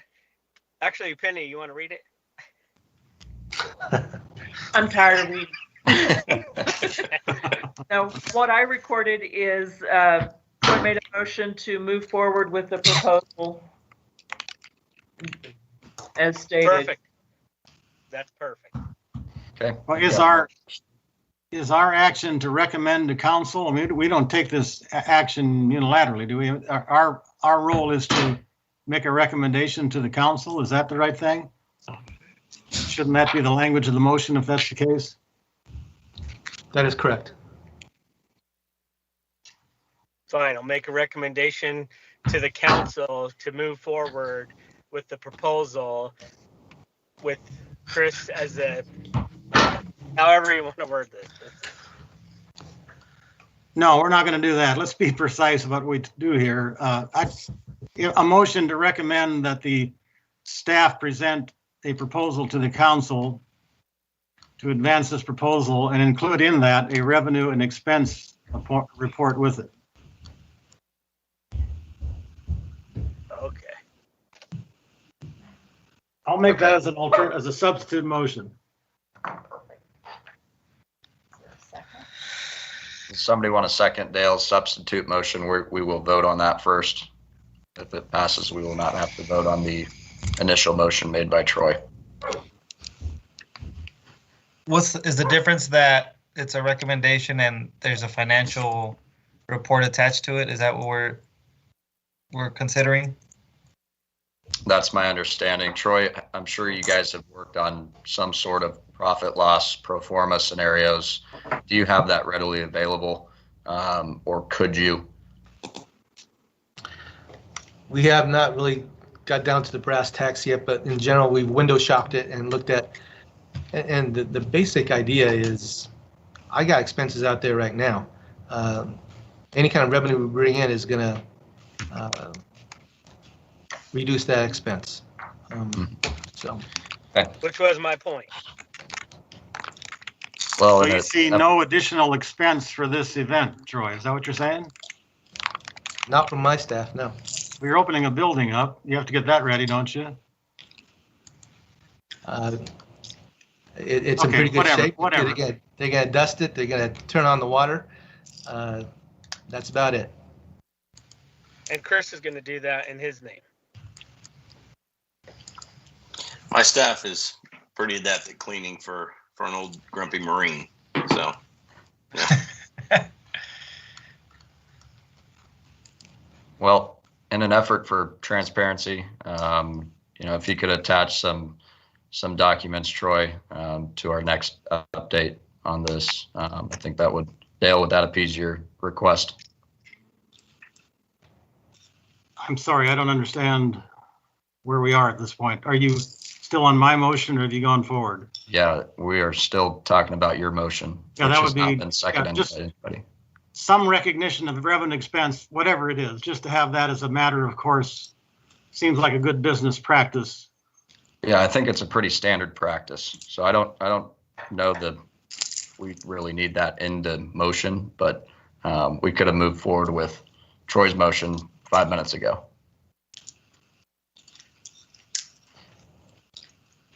So as long as we stay with our standard business practices, the staff, I'm comfortable with moving forward with Troy's initial motion, and Dale's will fail for a lack of a second.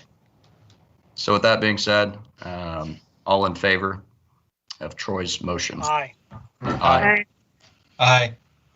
All opposed? No. We've got 6 yeses and 1 no. Thank you. Chris, appreciate it. Look forward to working with you down the line here. So should be fun. Certainly appreciate it. Okay, we can move forward to item B, Trinity Point. I'll get this started and pass it on to Mr. Phil Meyer. They're working on a project in regards to how does it interact with some of our parkland and their dedication of providing parkland. So it's been a project that started many, many years ago, way before my time, and I'm vaguely familiar with it. But I think Mr. Myers will share a lot of information, and I think he has some documents to share with you guys as well. So I'll pass it on to Phil.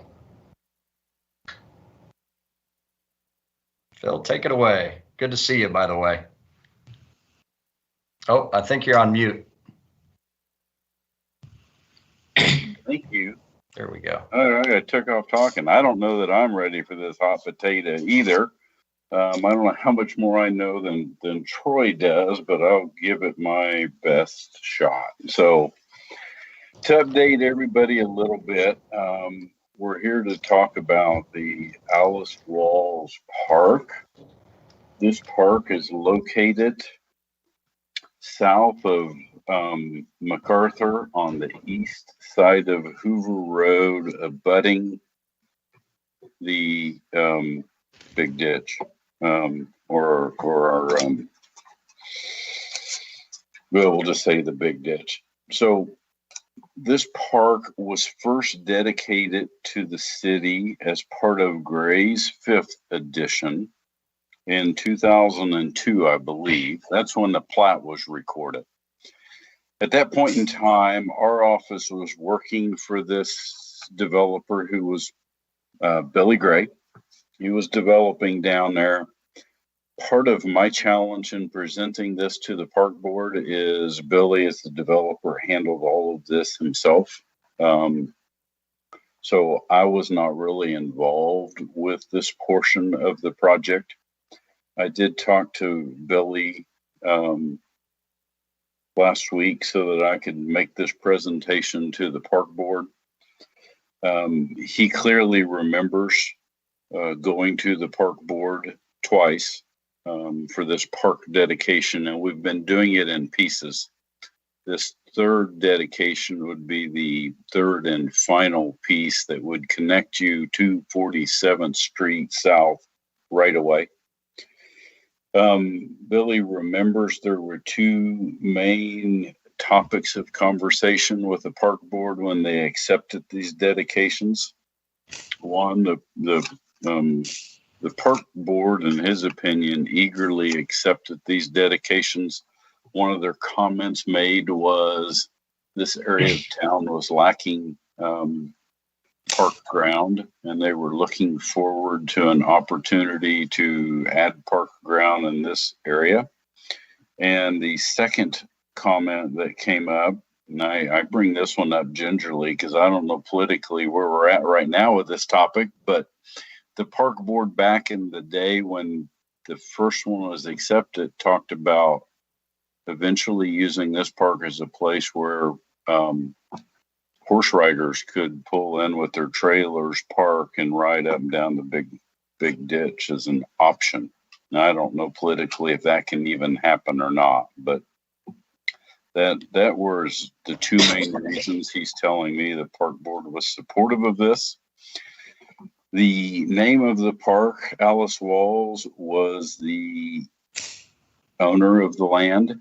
That was his one request when he donated this, that they would name the land after Miss Walls, who he bought all the property from for this residential development.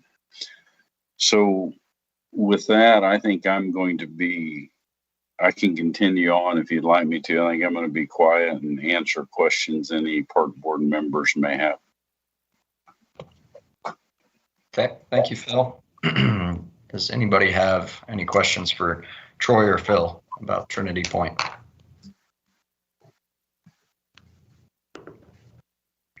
Okay, see none. Thank you, Phil. Troy, what's our next step here? Phil, did you need some kind of a vote or support? I think yes, we should. So one thing I did not mention, Gray's Fifth was in 2002, Trinity Point was in 2005. Then the recession hit, so there hadn't been a lot of development going on. So it's been a while since you picked up this third and last piece. We're dedicating this as park ground on the face of the plat. So when this plat goes to city council, we've signed it. Our developer has done their portion. Neil Straw and Planning is holding it. When this park goes to city council and city council approves it and accepts easements and dedications, they are accepting the park ground dedication. And I think Troy and I had a conversation that it would be best if the park board supported this before we took it to city council. And that was actually a condition of the plat as part of from the planning commission. So Eddie, just to let you know from the staff point of view that we were supportive of accepting the additional parkland, and I don't think we have any plans right now, but there's something we can always develop later on. It's not costing us anything to maintain it relatively so. And one other thing I wanted to share, there's always recreational activities and opportunities when we get new pieces of property, and that's something that we would probably want to look at. But I wanted to take out the thought of connection to the big ditch. And from everything I've gotten from Public Works is that anything that goes within the sidelines or the area of the big ditch is not going to ever be considered for recreational activities. So just wanted to put that out there. Okay. Whose district does this fall in? This would be District 4. Okay. Dale, did you have a question? I see your hands up.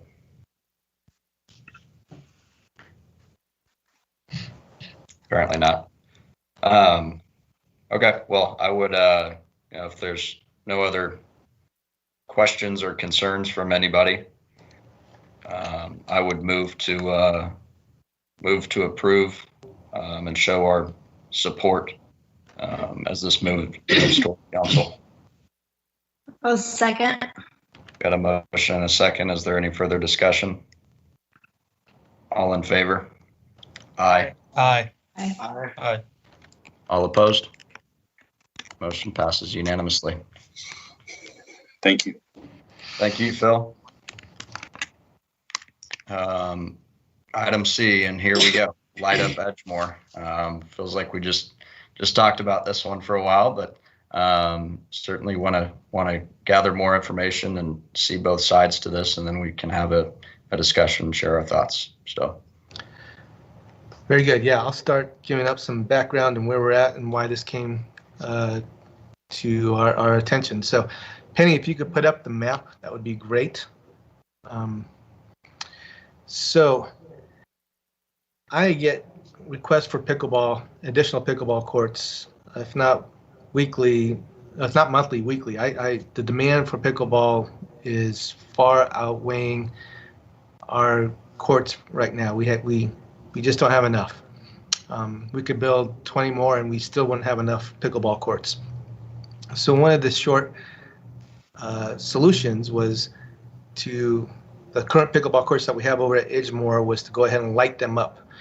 So we were working with a group of pickleball folks that were doing some fundraising. They actually fundraised $22,000. And we were working with the Park Foundation to see if we could go ahead and have them pay the remainder of it. To light up those courts is probably going to be about $100,000. And the long-term idea was to go ahead and turn the pickleball courts that are right next to them and actually end up, in the long run, was actually going to end up with 12 pickleball courts. We were not able to get enough funding to light them up. So the second thought was to go ahead and change the, here we go, change 2 of these courts and turn what that already have lights and turn those into pickleball courts. If you could just go up just a little bit more, perfect. So the top ones are already lit. Those already have lights on them, and the bottom ones don't. And we wanted to see if we could put those lights on the bottom 6 courts, and we did not get enough funding for it. So the second thought was to go ahead and let's see if we could go ahead and put these pickleball courts where there are lights and turn those into those 2 courts into pickleball courts. We had all along, there was this idea of the 2 courts that are right next to the pickleball courts that are currently there, turning those eventually into pickleball courts, but not necessarily right off the bat.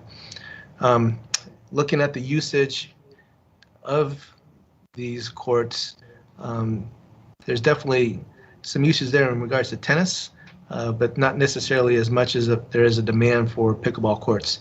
We also looked at how many other parks we have. We have 1, 2, 3, 4, 5, 6, 7, 8, 9, 10, 11, 12, 13, 14, 15 other parks that have tennis courts, and they're not very well used. In fact, some of the things that we're looking at is doing some changing of some of those courts into pickleball courts as well. So that's where this came from.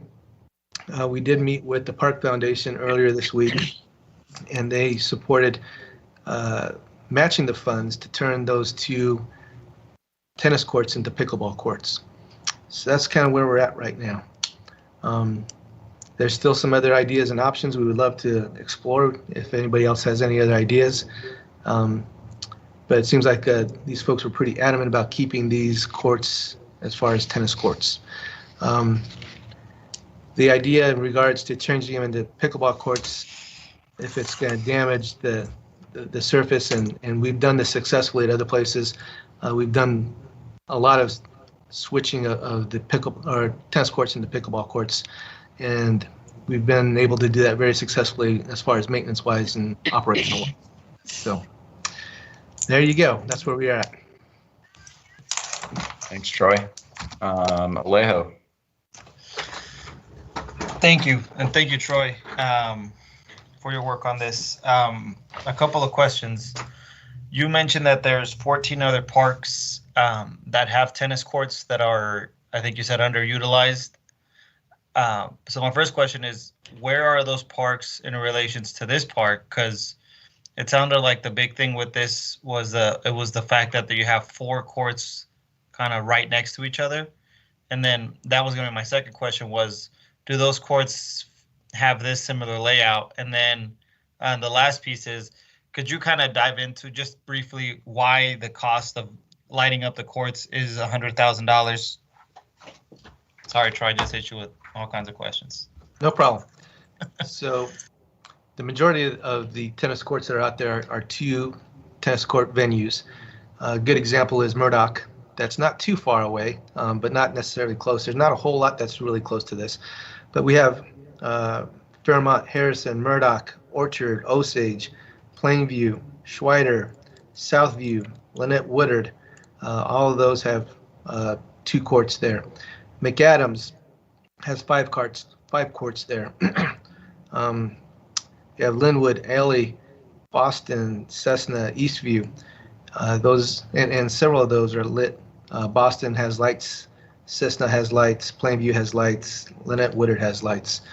So hopefully that helps answer part of your question. The cost of putting in lights,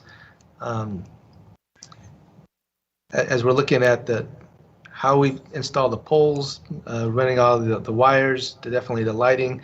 We're looking at LED lights.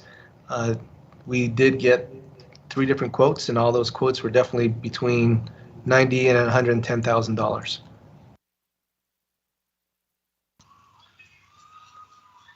Thank you, Troy. Yep. Ty? Yeah, in the comments that were read into the record, a couple folks suggested a compromise of a painting approach that would allow for both the pickleball courts and the tennis courts. Can you maybe answer that? Someone also mentioned grant money from USTA being available. And it was a pretty effective advocacy effort by all of those folks who spoke out with their positions. We might lose tennis tournaments if we didn't have these courts. And then also schools are using these. So can you speak to maybe that? I mean, again, it was a pretty compelling argument that those folks made. So Troy, if you could kind of answer some of those questions, please.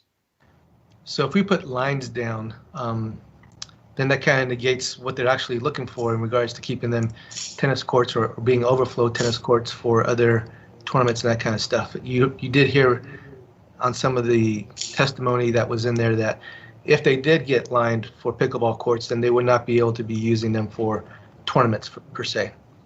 So, but we do have other places where they can play tournaments. McAdams is a great place to do that. There's some other opportunities to do that as well. And we just added 3 new courts over to Riverside, just for that reason, is to actually expand their tournament capabilities. So looking at some of the usage, looking at the invoices that we got from the school, it's probably,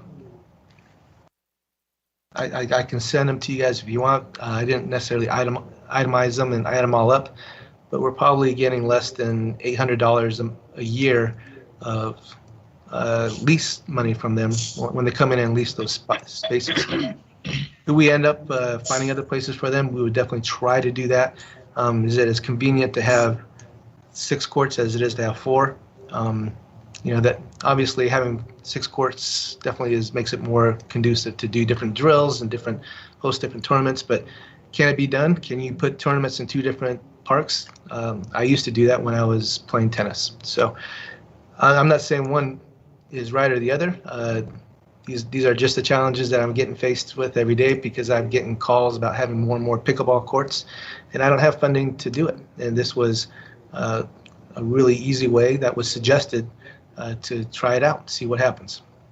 So has USTA provided funds to our system previously? Those funds that were referenced that are available for maintenance and upkeep and that kind of thing?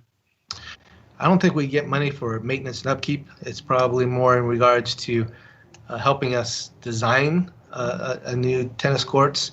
But to do that, you actually have to have funding to do that. They help us with some marketing, which is something that's already in place as it is. Now, if they wanted to provide money for adding new tennis courts or adding amenities to those tennis courts, whether it's new lights and that kind of stuff, that really has never been something that we've gone after or really thought that they would be interested in helping us out. If USTA is willing to pay for the lights, that solves all the problems right there. Okay, thanks. I mean, finding the funding to put in lights, that solves the problem like that. We're $50,000 to $60,000 short.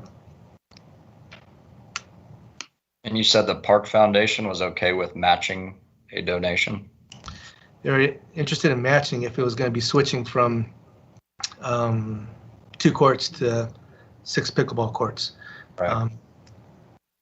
Well, I agree with Ty. I think they mobilized very well and certainly, brought up some really good points, including have we looked at alternative solutions at all about maybe mobile pickleball nets? Certainly, I understand. I used to play tennis. I retired and go to pickleball now, but that's because I'm old and slow. But certainly, tennis players will know that if you have more lines on the court, it can be visually not so great. And when the ball lands on the line, it'll skip differently. So certainly we want to cut down that. I understand at least they brought solutions to the table, or possible solutions to the table. So I understand shying away from the painting of new lines, but what about those mobile pickleball nets? Have we looked at that at all? Well, the question is who's going to bring them in there, and what's going to happen is we'll have to program that time in there, so it's going to be taking tennis time away from them anyways. I don't know if that necessarily solves the problem. It definitely is an option that would require a lot more moving parts to it and setting up schedules in regards to using those 2 tennis courts, or 4 tennis courts for that matter. When you have something that's a little bit more permanent, then that just definitely reduces staff time, scheduling time. Then you don't have to compete and fight for it. One of the things that just I was thinking about, one of the things I wanted to suggest, we have Boston, Cessna, we have Murdoch, and I think Murdoch has lights as well. If we can convert one of those 2 tennis court situations where there's lights there, if that could be turned into pickleball courts, you would get 6 pickleball courts underneath the lights. It's not the same place though. That's the big issue. Well, then you're going to get, that contingent that lives around Murdoch, and we're going to go through the 21 email process again. Yeah. Obviously there are some pretty good tennis players. I recognize some of the names that were being read. We got a WSU head coach, we got a Olympian and major champion, and some of those names, they're a part of the tennis culture here in Wichita, and it runs deep. And they're right. They mobilize very well. Anytime you have 4 courts back to back to back to back like that, that's a gem. So I understand what they're saying, and I'm a little hesitant and supporting this moving forward. Now, another solution, great idea. Look at it elsewhere. Certainly pickleball is the fastest growing sport in the United States and possibly the world. I'm not sure, but certainly the United States. And if we can get any more, revenue or whatever, certainly it's something to look at. So that's one of my difficult things is I like I mentioned, I get calls for pickleball courts or conversion of courts on a regular basis, and the demand is 10 times stronger than it is for tennis. Tennis is actually declining nationwide while pickleball is actually expanding. So how best we can address that. Okay. Ty?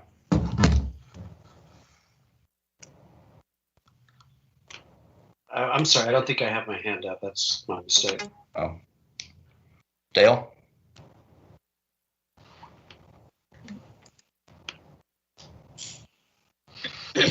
Might be on mute, Dale. Let's go to Alejo and come back to Dale. Sorry. Thank you, Eddie. Troy, I know that you mentioned Murdoch, and I think that would be a a pretty great solution. That I guess my only question would be, do we know if we have any operating agreements similar to what we have at Edgemore right now with schools using them? Not that I know of. I don't think there is any, actually. So we wouldn't necessarily be trying to relocate a high school tennis program if we lit up Murdoch. I have to double check, but I don't think so. I wouldn't. I mean, I'm not opposed to that idea, and I mean, I'm assuming we would maintain the pickleball courts that are at Edgemore as well. So we would increase the number of pickleball courts in Wichita, of public pickleball courses in Wichita, courts in Wichita. Yeah, I wouldn't be opposed to that, Troy, if that's something that we want to explore. I guess we would just have to check with the Light Up Edgemore group and see if they would be willing to still pay for that, because I mean their whole thing was lighting up Edgemore versus another park.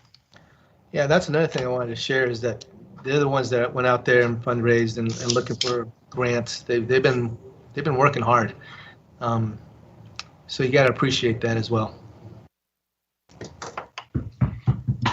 Dale? Yeah, I am encouraged with the enthusiasm for pickleball. I wondered if there is a revenue stream that flows from that popularity. Again, drawing from the golf model, if we're providing a recreational service and an opportunity for that to pay for itself, do we have a budget for tennis overall that we've identified, and what revenues come in to offset that? What's proposed for next year? You're going to have to budget some of these improvements in your 2022 budget. Is that planned? Could we get some kind in the future, perhaps for another meeting? What is our tennis budget, expense and revenue, and what are the prospects for getting revenue from pickleball if it's going to put that demand on our services? So that's a really good question in regards to do we provide free opportunities to use courts, or do we actually charge? All of our tennis budget goes through Riverside, and that includes their 9 pickleball courts, includes instruction, includes tournaments, includes leagues, includes rentals at other places as well. So yeah, it's something that we can definitely provide that to you if you really want to see that. We definitely try to make some money off of it, and we've always traditionally come out pretty much even on it. But part of it also is this philosophy. Are we providing recreation for the community that we want to charge them for that? Is there an expectation to have cost recovery to a certain extent? A lot of our programs, we don't cost recover. We don't cost recover for our aquatics. We don't cost recover for some of our youth sports and other activities. So that would definitely change the budgeting model altogether. And that's a whole different philosophy if we want to go down that direction. So as far as capital, we have always put in dollars for capital in regards to additional courts. When we're looking at other capital projects, road projects, bridges, improvements to the library, just putting on new roofs, just making sure that our facilities are getting new HVAC systems. Those typically always take a priority. So again, it's just a matter of philosophy and how we want to go about this. Thank you. Anybody else? I mean, I've heard from enough of the contingent, that they put together, and credit to them for doing a nice job and going about it the right way. That's enough concern for me to hit the pause button on this and look at alternate solutions. So I would make a motion that we pause Light Up Edgemore and we look at other options. I'll second that. All opposed? Motion passes unanimously. Thank you, guys. It's really important that, that in my eyes, it's really important that these people are heard. Certainly we spent the better half of the hour at the start of our meeting, and I think it'd be a little bit of a slap in the face to them to move forward with this this quickly. So, certainly talk about process. We want to do everything right, and we want to be transparent and open book. So with that, we can move on to item D, West Side Athletic Field easement.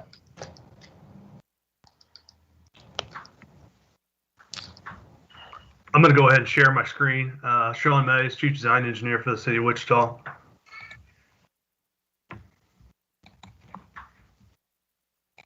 Hopefully you can see the PowerPoint now. Yep. I'll run through it here pretty quick. I don't want to take a lot of your time. So we had an issue with the existing sewer line out at West Side Athletic Field. So this is on the west side, or I get confused here. Yeah, it'd be the west side of my directions get all disoriented down by the river here this close. But it's a west side athletic field. It serves both restrooms that are inside the facility. This green line here is where you see the issue. So what we looked at is putting together a project to fix this. When this was actually installed, there were, based on what I saw on the plans, it's 6-inch, so that's not something typically the utility would own and maintain. The other thing is, prior to this becoming an issue, the utility didn't know it was there, at least not enough people, I guess, because it was not in our GIS. It has since been added, but what we're looking at doing here is replacing this line between the two green lines. This was the original design concept. This is what the easement document I actually sent to this group was based upon. We're actually in the process of tweaking that, and I'll walk through that process. It's actually going to reduce it. So when we started looking at this project, we were looking at something quick. First of all, to get this the facilities back up and running as soon as possible. Also looking at cost. So if you look at the water and sewer that are shown on this plan here, you can see the call out for the 2-inch water right in this area here. Those two lines are not separated far enough, so we're also going to have to replace the water. So you see cost going up fairly quickly already to just replace the existing line. So what we looked at was a little bit bigger project. 2-inch is not something we install anymore. So we're actually going to replace the 2-inch water line with the 8-inch water line on the other side of the road, doing these two together. So part of what we originally looked at was, hey, let's get the sewer up and running as quick as possible. Thinking that the utility was actually lifting the manhole over in this area, which is actually inside the field. This is the fence. There's a manhole that's inside this field. It was actually lifting this up and sucking out the sewage. It was actually capped, or the understanding I had was capped when we went through the design process of this, and the utility was actually cleaning that out. We went through the bidding process. It sounds like there's been porta potties actually put out there, so the facilities were not necessarily being used. So when we figured that out, we started looking at different options. So this proposed easement that we had with the original design was 20 feet wide and 38 feet long. The utility easement just allows the utility to go in there and own and maintain that line. When we started looking at this a little closer, this doesn't actually show up real well, but we're actually adding a manhole here outside the fence. So it's going to impact the disturbance maybe a little bit more inside the fence, because we'll have to replace a little bit more, because we're actually going to take this structure out, and there's just going to be a line underground that you'll have there, no longer have an actual structure that comes above ground. We're going to build a manhole out here, easier access for us to own and maintain it. The utility will own and maintain this portion of the line. The park or facilities, however that agreement works within this park, will actually take care of the rest of the line. This is the restroom right now down in this area here. This is the other restroom. This is all gravity. From the plan I've seen, this is a grinder lift station that comes up and dumps in this manhole. So both of them go into this location. So what we're looking at is actually reducing the easement. The width will be the same, so it's going to be 20 feet wide. The right-of-way here is more or less a foot or two behind the back curb. Is where the right-of-way line or where the property line for the park is. So we'd start there. We'd go to the east. We're looking at somewhere between 20 and 28 feet with the revised plan. And and then it'll be 20 feet wide. Oh, here we go. That's why I didn't go to the closest one. So this is where we're going to build a new manhole.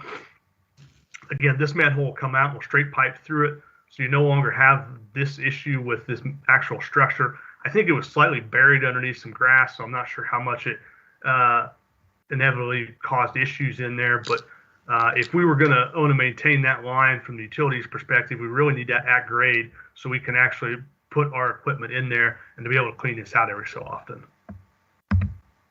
With that, I'll open it up to comments, questions you have.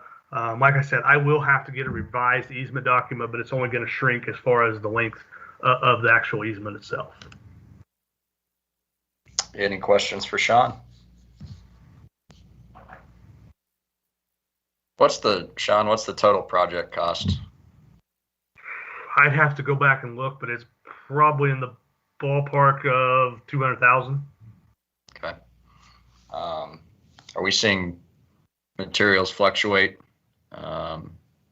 It's kind of a crazy time in the construction industry with material pricing. I haven't necessarily seen it on, and I'm not sure how, but the plastics, from what I hear, is something that is in high demand, or depending on what type you're using. So I haven't necessarily seen big jumps by any means, as far as our sewer lines or even water, either one. But I don't know how long that's going to stay the case. Okay. Troy, last I remember, West Side, Friends was our tenant or our leaseor. Are they still over there? They are. They made some improvements, and we're looking at some additional improvements in the future. Okay. Paid by them.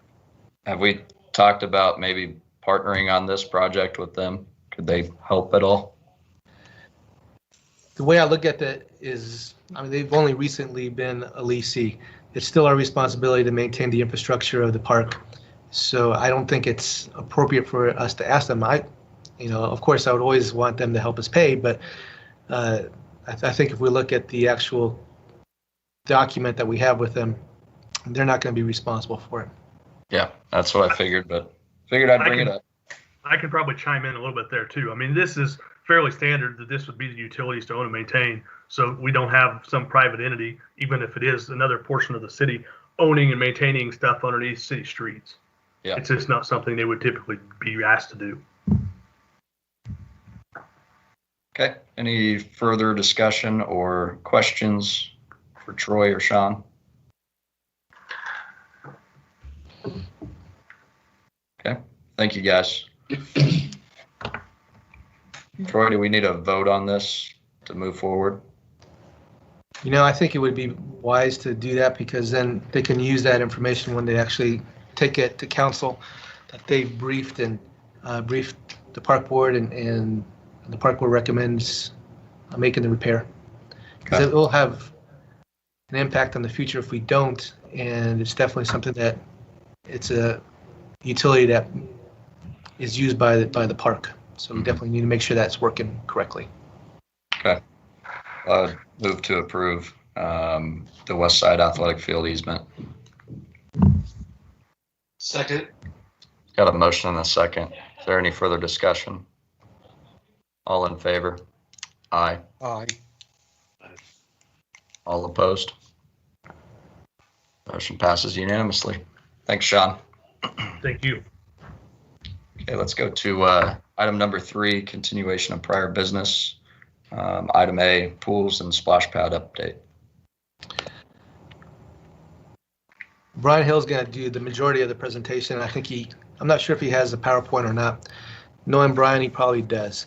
But things are getting pretty exciting right now. I don't know if you guys have seen any of our Facebook posts. We've been testing out several of the splash pads. We've been getting a lot of feedback on them.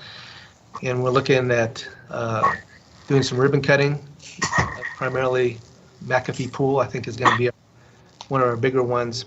So I think Brian's going to tell you a little bit about each one of those. We did have a little bit of a scare in regards to the timing because of COVID and because of material distribution. We did experience some lag time on getting things done. So things are getting done, but a little bit closer than what I was expecting or really wanted. But I think Brian could tell you a little bit more about that. So Brian, if you're ready. I am ready. I do have a small presentation. It shouldn't take more than 45 minutes to an hour to go through. I'm just kidding. I think we can make it a little bit more briefer than that. I'm going to share my screen here with you guys.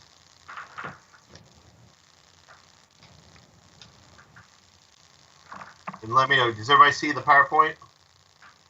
Yes. Perfect, thank you. All right, just kind of walk through some of the projects to see where we're at right now. I just have some updated pictures. Here's the splash pad over at Boston. It is basically complete and ready for operations. We've already did one water test to it. I posted those videos on the city's Facebook page. We've got some minor things to start tweaking with just the controller system, but it is ready for operation. Another kind of fun picture from a different way. Shows kind of that dry playground as opposed right there with the wet playground. It's going to be a great location. Here is Edgemore. It's great to see that, you know, there's stuff here again after it being closed for so many years, since 2012.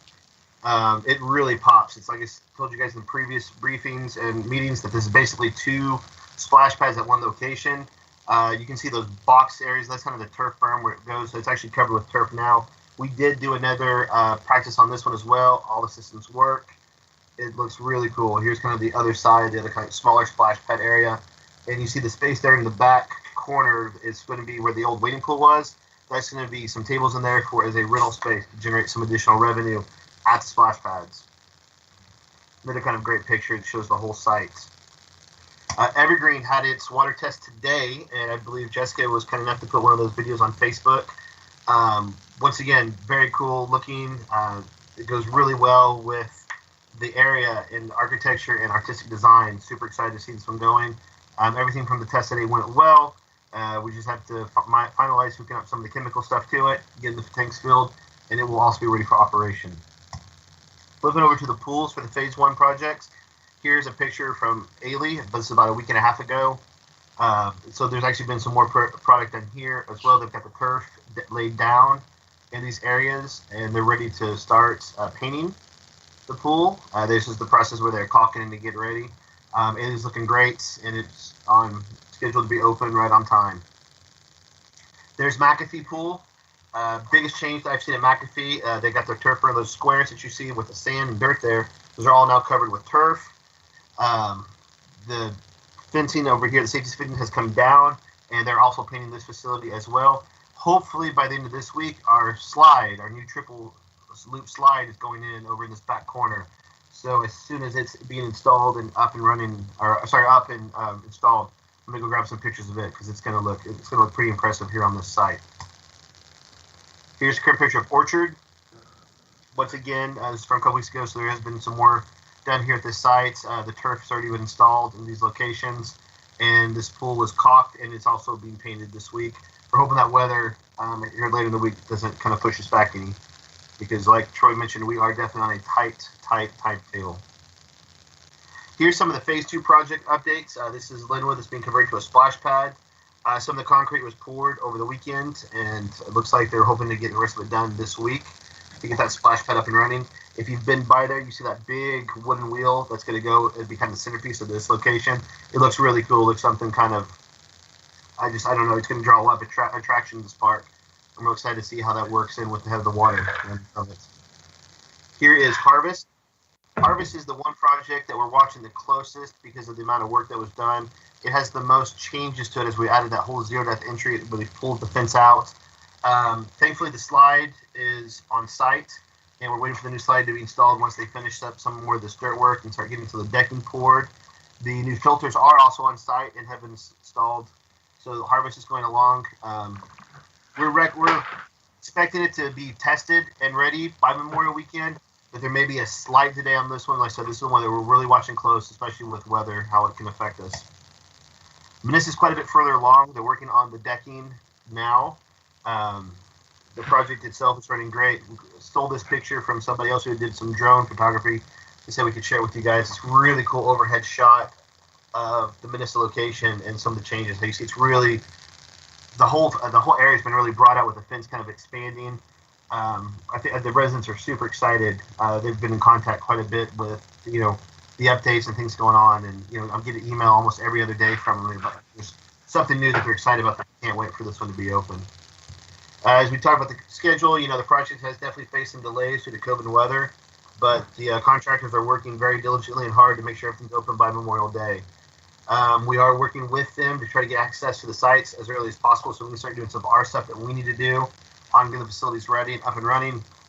And the contractor, like I said, is also looking for ways to kind of speed up their schedule with what they can.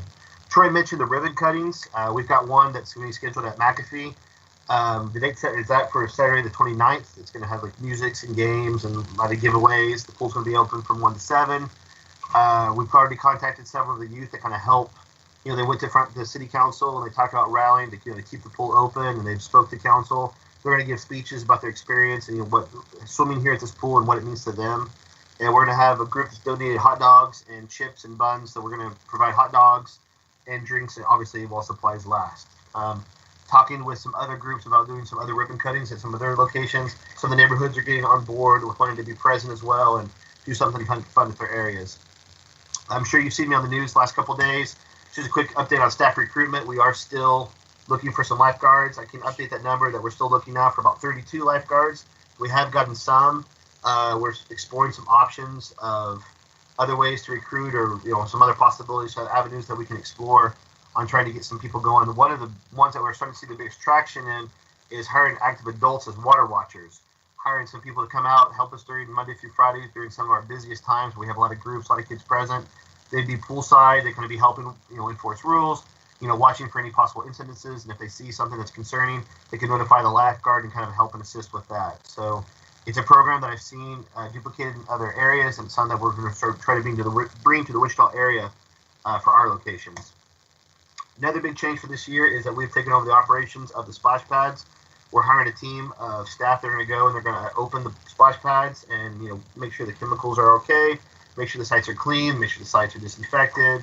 They'll be doing checks on all the splash pads throughout the day, make sure people use the clay structures properly, and that's been exciting trying to write the new programs for that. But we've already got a good team of people on board, and so the training for that actually begins next week. So didn't want to keep you guys too long. Real quick on that stuff.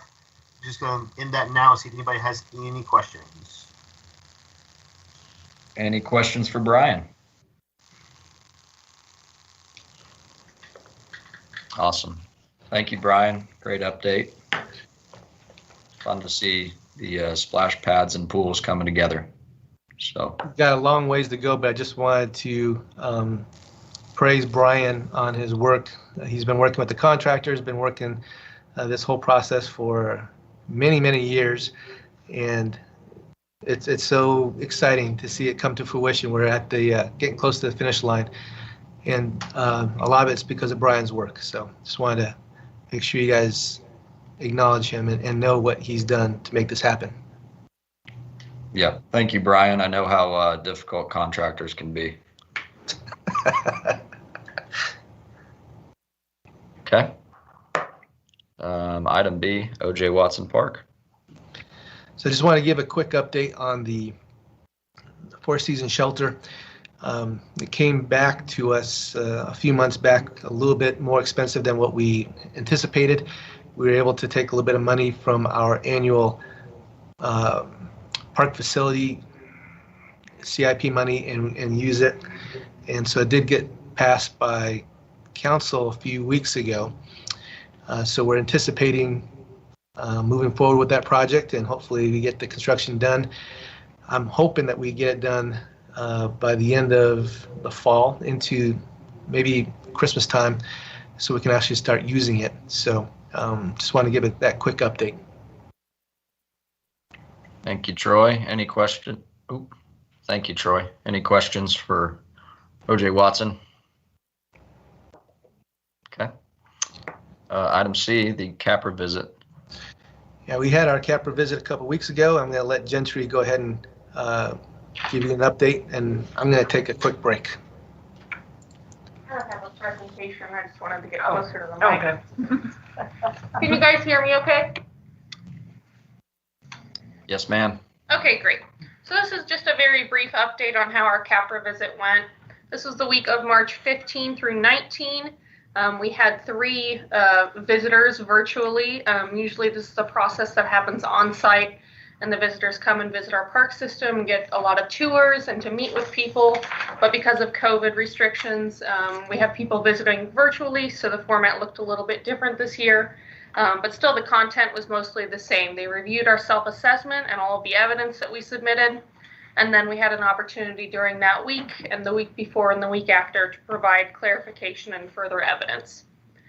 So we set up meetings for our visitors to hear from our administrative team, our recreation team, and then our forestry and maintenance team, as well as Eddie. He might be able to talk a little bit about his meeting with our visitors, Vice Mayor Johnson and Councilmember Claycomb, and then also the city manager.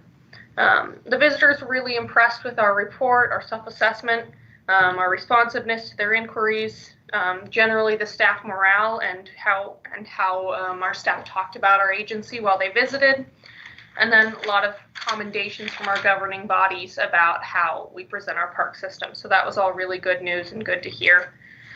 We do have some unofficial results. We won't have these officially until the fall, but unofficially we have met and passed all 154 standards. This is an improvement over 2016. We missed 6 standards then, and as a matter of reaccreditation, you have to meet 90%, so 118 of these non-fundamental standards, and you have to meet all 36 of the fundamental standards, but we were great in the way that we met all 154 of them. You know, huge kudos to our staff. We couldn't have done that without a big collaboration of our team.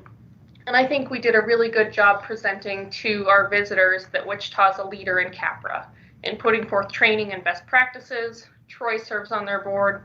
And then Matt, Angela Buckner, and Janaea all serve as visitors this year as well. So our CAPRA visit was very successful, and you know, huge kudos out to the rest of the park and recreation staff for everything that they put forth on this.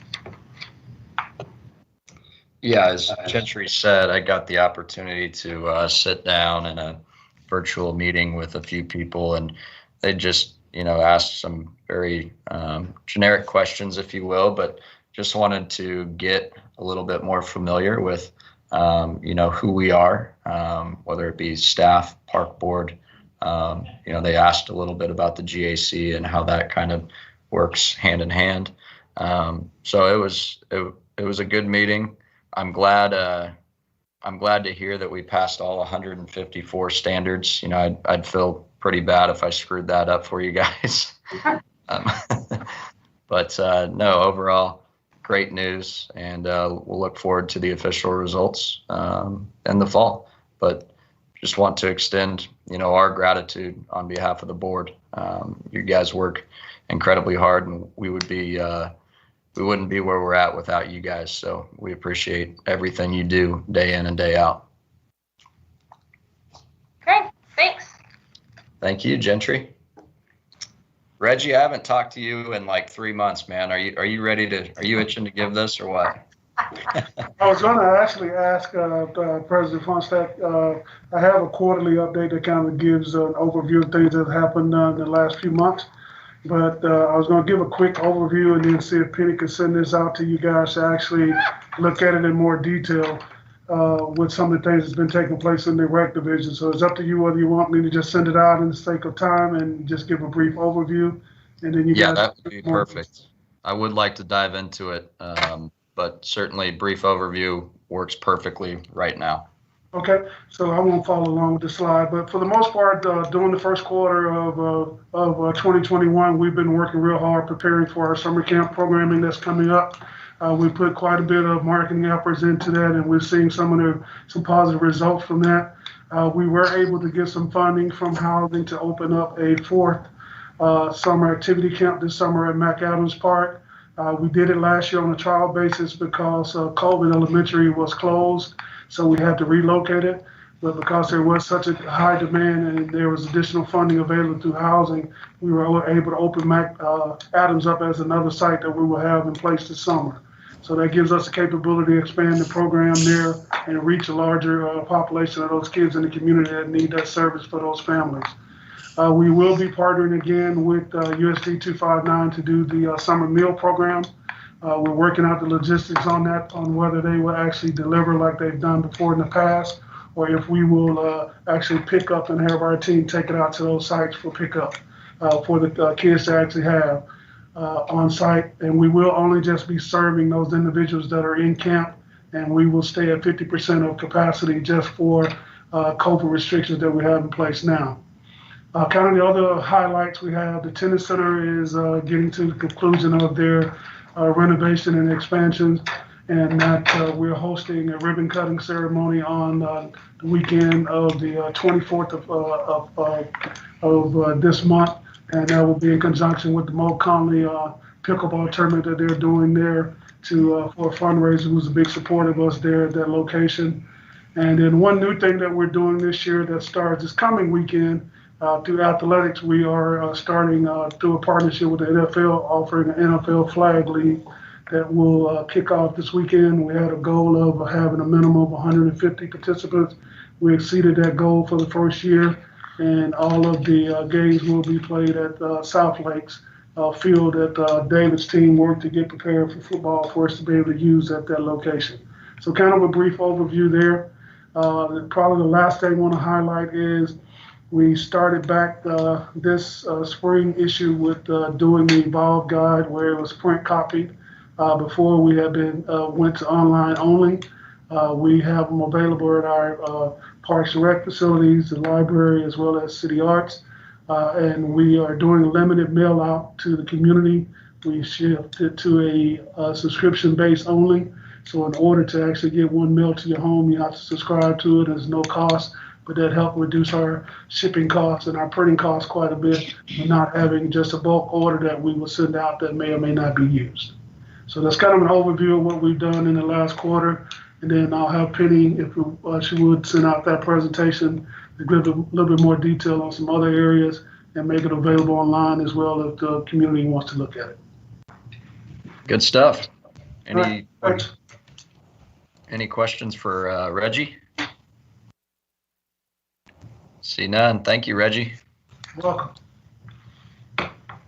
Okay, we can go to the golf update and first tee. So just a quick suggestion, Eddie. Philip has been on the call, and Mr. Simon, I don't think we've had a chance to really introduce him or whatnot. I'd be happy to do the golf update, but I would suggest we welcome him when we get a quick chance. And I think it's just simply because we got so much to talk about, so much to do. So small oversight, but definitely a very important person on our team now. Yep. All good. All good. Where's ahead?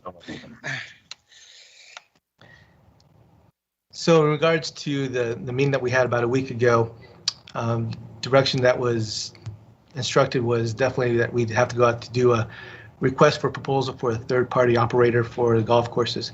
So I'm going to be starting working on developing the parameters behind that and specifications. So we'll see how that comes along, and we'll definitely make sure that we share that with the Golf Advisory Committee and as well as the Park Board. I'm not sure exactly what the timing is going to look like, but in the meantime, staff is working hard. We're just going to maintain and work at delivering quality golf service and making sure the golf courses are looking good. Very pressing question, I think, is staffing. We have 3 full-time positions, and I think we're going to leave those open, but we have had the green light to start filling all of our seasonal part-time employees, which comes out to about, I think, somewhere in the neighborhood of about 30 employees, and we're going to start jumping on that right away. Actually, I think as of today, I think they're actually posted for those positions to be filled. So that's the basics of what I have for you. Thank you. And I've got a question from Dale here. Yes, in the interim, this RFP process I expect will take several weeks, several months. We are missing some middle management right now. Mr. Hendricks has left. There seems to be some concern about, do we have a operational structure so that decisions can be made that make sure the courses are run efficiently and profitably.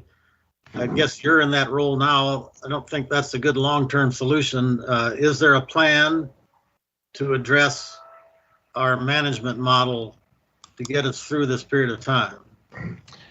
So I get to wear another hat. And in the meantime, I've been meeting with the golf pros as well as the superintendents and filling their requests, their comments, their concerns. We've had several discussions about what we need to do to make sure that we stay efficient and take care of any of their concerns. So I think it's just a model of that what we're going to have to deal with for the short period of time until a decision is made in regards to whether a third-party operator is selected or not.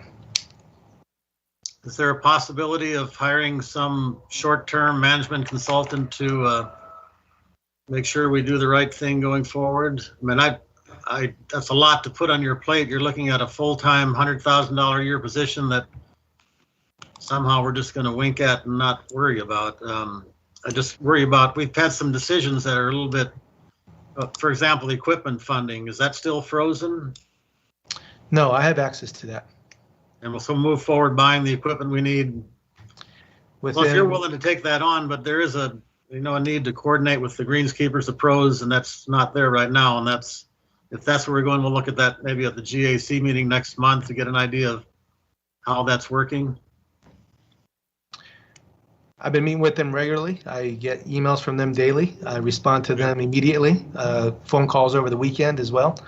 So I think we've been doing a good job in regards to communication. And are we making any progress on looking at our revenue picture, changing the rate structure? We've had a lot of discussion on the GAC and cart rentals, green fees. What's your plan to proceed with that? What I need from the GAC as well as from the park board is recommendations for a change. If we're going to be doing a third-party operator relatively soon, I'm not sure if that's the right way to go. But it's up to you guys. If I'll take something to the city manager and to council if that's something that you guys recommend. Are we totally committed to the private management model, or is there still a possibility that we would look at hiring a golf administrator and trying to function without private management? So I think when we do the request for proposal, we'll get some pretty good feedback on that. From that, we can compare those proposals with our internal operations and see what works best, what's the best revenue model, what's going to get us the best customer service, what's going to provide sustainable golf, what's going to take care of our CIP needs. I think those are all the questions that we need to get answered to determine whether it's going to be internal or whether we're going to have a third-party operator. So when we get the responses from the request for proposals, I think we're going to be able to answer a lot of those questions. Well, Eddie, it would seem like the GAC would have a more prominent role going forward and a more necessary role absent that management model. I know we canceled the meeting last week. I wasn't very happy about that. We got a lot of things to talk about, and putting it off didn't do us any good, but there are some significant funding questions that need to be addressed. I was going to bring them up at this meeting, but it's late. We've got some serious issues with junior golf and with our funding model and how we spent our money last year, but I'll save that for the GAC, I guess. It's late, and I don't want to take anybody's more time. I wish this item could have been put forward earlier in the agenda.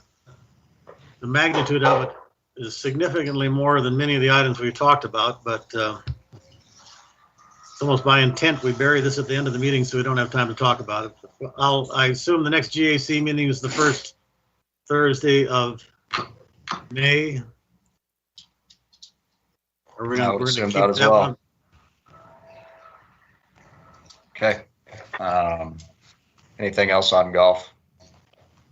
I mean, Dale, I agree with you. I think there are pressing issues at hand.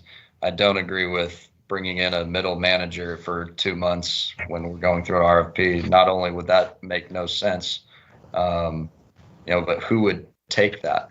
Who would take a 2-month role to come in here and I mean, they basically see an RFP coming out in the next 2 months, and I just don't understand that. But certainly that's what the GAC is there for. Troy, we want to be a resource for you, of course. So if you have any questions, if you ever feel like there's too much on your plate, please utilize the GAC and the rest of the park board as well. You know, we're the golfers. We're the ones out there and seeing and hearing, you know, everything. So we want to be a resource to you. Well, appreciate it. Thank you very much. I would echo that as well, and I hope there's more engagement with public golfers. That's been absent through this process a lot. We certainly want to make this work, Troy, and if you're going to take on that role, I don't know why you want to do it. And I disagree with Eddie. There is a need for expert golf management. We paid a guy over $100,000 a year to do that. To think we can just slough that off on anybody doesn't make much sense. I think you'll do a fine job, Troy, if you commit the time to it. But there are some challenges going forward, and I look forward to that weekend. But please don't think of us as enemies. We're all trying to get to sustainable, affordable, quality golf. And I hope you'll welcome us into that discussion. I think that's been my goal. I say that several times throughout this several years. Yeah. Yep, we're all pulling the same direction. So very good. If there's nothing else from anybody, any questions regarding golf or first tee or anything like that? Well, Eddie, do we need to take a formal vote with regard to the proposal that was presented to the park board at the special meeting? Troy, would you like to see us take a formal vote? I received my direction from the last meeting as well as from the city manager to go ahead and move forward with that. You know, it's up to you guys. Either way, it doesn't really matter to me. Well, if we could ask, as you develop the RFP, will there be an opportunity for some of us who are actively involved to participate in crafting that RFP and in the evaluation of it? My understanding was the last time there was an RFP, it didn't go to golfers to be analyzed at the end, it just went to staff. But it would be useful if we could share in that discussion as to what is in the RFP. What are we asking out of that management company? What's the relationship to the various stakeholders? I hope that we'll get that opportunity. Perhaps that could come through the GAC as well. As I mentioned earlier, as I get more specifics and start to finalize all the standards and expectations of a third-party operator, I'll definitely be sharing that with you guys. Thank you, Troy. Okay, let's move on to item 6, park maintenance and forestry update from Mr. McGuire. I'm going to pull up his presentation. Hang on just a minute. I got to go back to moles. Moles and gophers. We're going to see moles and gophers. So there, can you see it now? Can you guys see that okay? There we go. Yep. Yeah, so several weeks ago, this has been out there for quite a while. Somebody asked questions about moles and gophers, and so we put together this quick little slide presentation here about moles and gophers, and you know, of course, the moles are on my left and the gophers on the right. The one thing that we need to keep in mind is moles are carnivores, and so moles go and find grubs and other insects underground to eat, and so they are carnivore, where gophers are herbivores.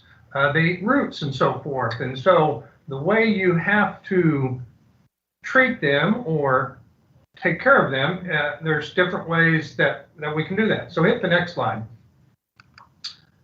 And what happens in Parks and Recreation, the gophers and the moles, this is a track of a mole that's moving across an athletic field. And so what happens is we get trip hazards and that kind of thing on our athletic fields, and sometimes in the front yard of our recreation centers and that kind of thing. So it becomes a safety issue. So it's important that we eliminate and reduce the population of these destructive pets.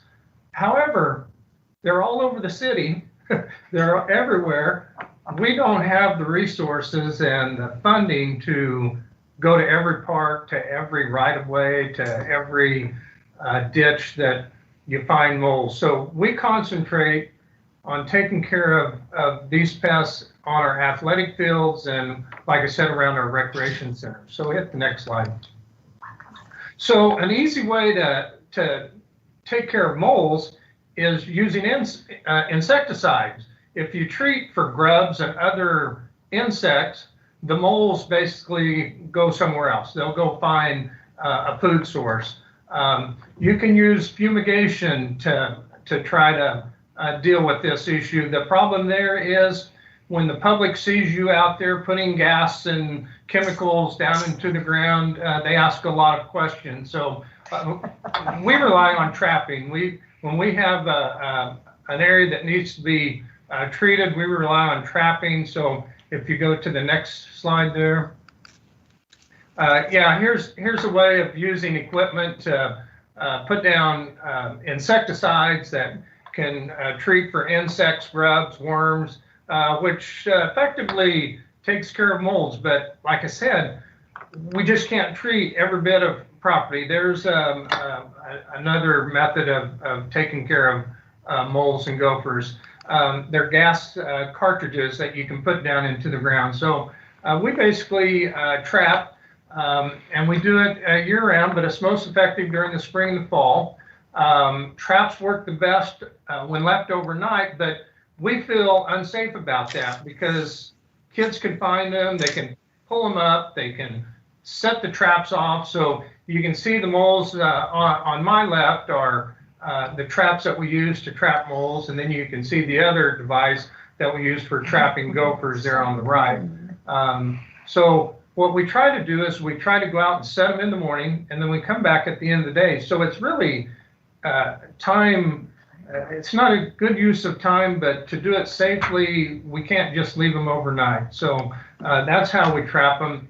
So when you see mole hills like this, they're more of a mound without any kind of a center or hole to it. You can see how they can travel across the yard, creating lots of damage and that kind of thing. And if you get several of those in one place, so this is an example of a gopher mound where you can see it's more of a crescent moon shape, has a hole that the gopher comes up and down in, and their main goal to life is to eat the roots of all the vegetation above them. So so that's kind of a quick thing, and I don't know what precipitated the question, but our goal is to make sure that we keep athletic fields safe and that we keep main foot traffic areas around our rec centers and our swimming pools. I can use Orchard Park as an example. That turf over there and that dirt ground structure, the moles love it. And so we've been putting an effort into trying to maintain the gophers and the moles around some of our recreation centers. So hopefully that quick little slide presentation might have answered some of the questions. Yeah, is there any concerns, questions about that? Any questions for Mr. McGuire and moles? I know you guys were bated breath waiting for that presentation, you know. It's important to know. And our dog parks, we got to pay attention to them at our dog parks as well. Yeah, doggies. Absolutely. Okay, if there's no questions or comments for Mr. McGuire, we can move forward to Emma's finance update. Give you guys a little bit of a background. We've been working with our budget office on our CIP request as well as any budget changes, and Emma's been very much involved with this, and so I think she has some information to share with you guys, a little bit of a timeline as things move forward, going through the city manager's office and then going to council.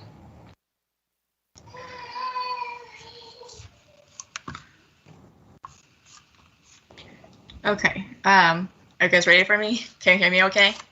Yep. Yes. Okay. So, Penny, can you share my slides, or I can see if I can share my. I've got them right here. You do? Okay. If you can share, that's fine. Wrong one, sorry. Okay. That's Reggie's. Let me go back and try again. That's okay. When everybody uses the same front page. There it is. Is that the one you need, Emma? Yes, thank you. Okay. So first two slides are, I'm going to try to make it short and sweet. First two slides are golf questions. We actually got emails from some of the JEC members regarding some of the junior golfer and complimentary golf, how much value it is, and then how many rounds, whatnot.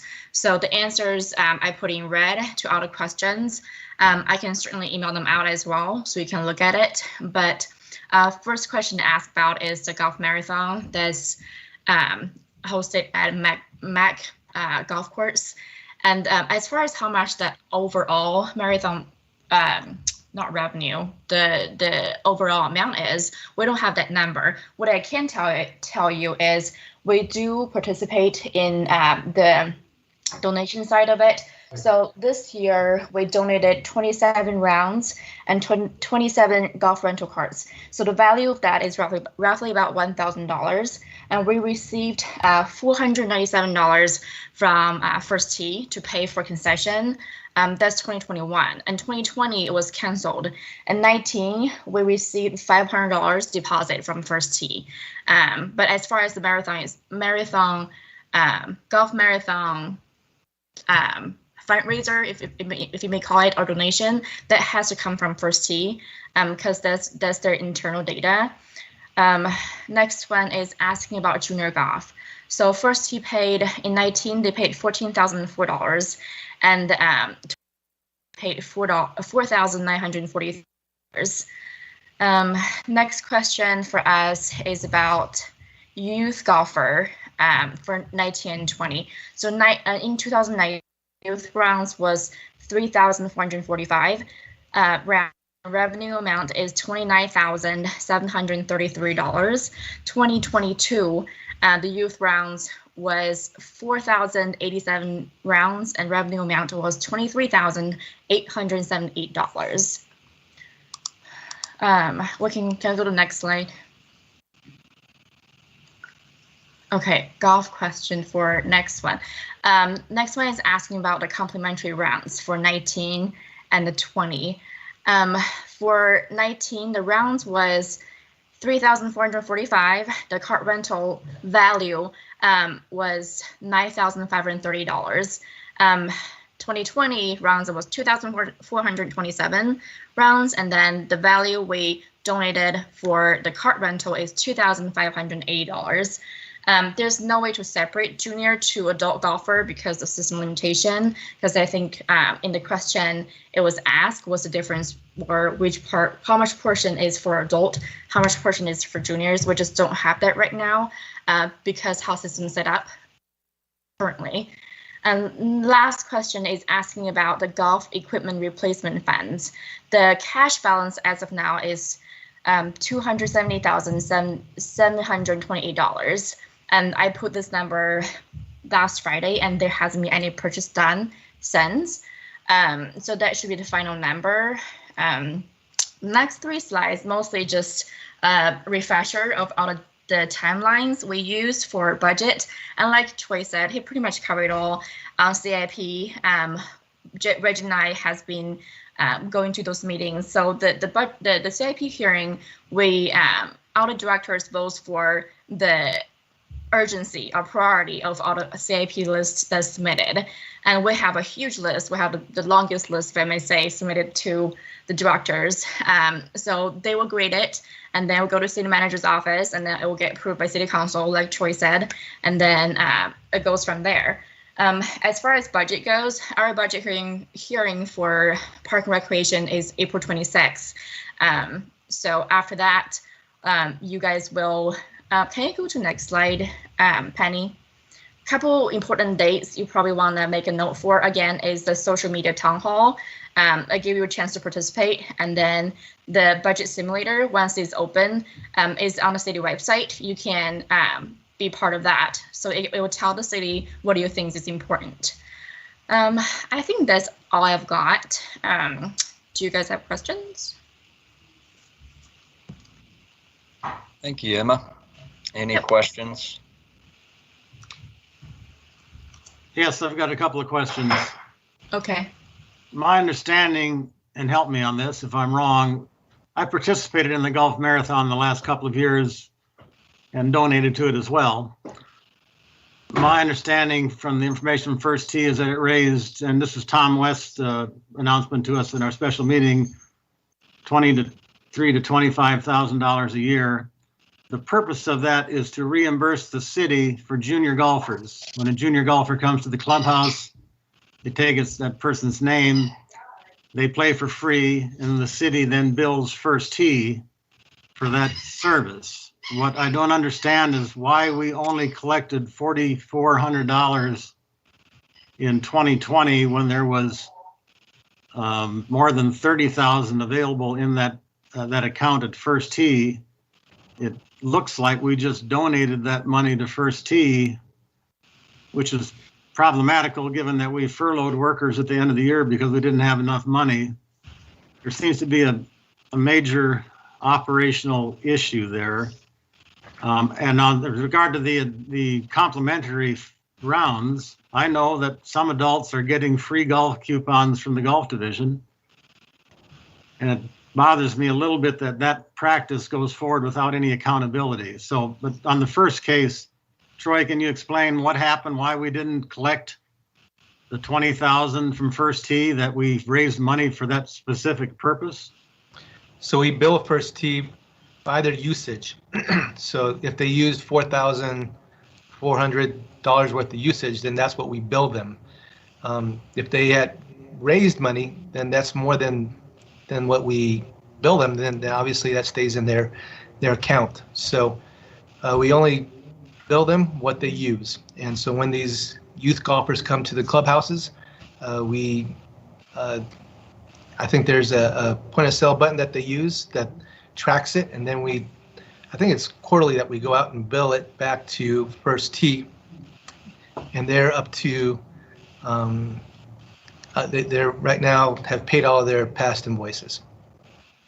The information that I saw from First Tee was that there were 2,500 youth rounds that would have been eligible for reimbursement, but we only collected on $4,000 of that. What happened to the rest?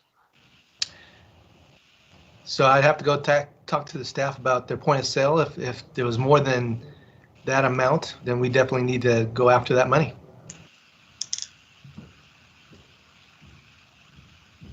Okay, that's not sufficient as far as financial accountability here. I mean, this was routed through a major donor to the program who asked for an accounting of what gets spent. The purpose of the marathon is to pay golf fees for junior golfers. It's a great idea, and I'm not sure First Tee is at fault here. I think what it looks like, and correct me if I'm wrong, is that the golf division simply declined to bill First Tee. Emma sent me the documentation for how this is done. She got the names of each golfer. In 2019, that was $15,000, and suddenly it drops to $4,000. Either there's a problem here, and it's not a simple, easy problem or a small problem. This is a big number, $20,000 of golf revenue in a year where we furloughed workers because we didn't have any money. So the question goes back to how was it ring up at the counter? Was there a point of sale? Was it not rang up correctly? Those are the questions that we need to ask. Well, First Tee has information that indicates 2,500 rounds in that area in 2020, which is up from significant from 2019. Apparently in 2019, when you got 15,000, it looked like there's about 1,500 rounds. My understanding is it's $9 per golfer. That is, the city records that golfer and then submits that. You've got a bookkeeping problem here, Troy. And I'll let you work on it. So in 19, there was 15,000, and what my question though is so we had less golf opportunities in 2020, but First Tee is recording that there is actually more youth golfers that they paid for. They did. It doesn't make sense either. They did apparently a good job of increasing youth golf participation. I've talked to some golfers who are oblivious to the fact they're taking their children to the golf course and not realizing you can play for free. But it's for the sake of the donors, the people who've raised this money. First Tee is now sitting on over $40,000 in money raised for the specific purpose of paying for youth golf fees to the city of Wichita. And it looks like we just didn't take the money, which is baffling to me, and maybe speaks to some of our financial oversight that is in place right here. I'll let you work on that, and perhaps you can present at the GAC meeting an accounting of why only $4,400 was collected when we were entitled to more than $20,000 that was raised for that purpose. I think we need to make sure that there was that many youth golfers. There might not have been that many youth golfers. So there's a lot of things to check. It's not just one-sided. I think there's a lot of different things that look at this in regards to the whole process, as well as what First Tee is recording and stating. Well, this speaks to the need of that management model. And this is on you, Troy. I don't envy you at all of getting it, but this is where it can't be the individual pro at the golf course. They don't have that responsibility. They're in charge of their point of sale system. I think they are. Well, I'll look forward to a more complete explanation at the GAC meeting in May and explaining why we left $20,000 on the table that was raised for that specific purpose. There are some donors who have this question. I wrote a check for $100 this year. I'm a small change guy. There are people who've spent thousands in support of First Tee doing this. So it Dale, undermines the credibility of the program. So Dale, before you make a blanket statement like that, I think we need to also look at both sides of the situation.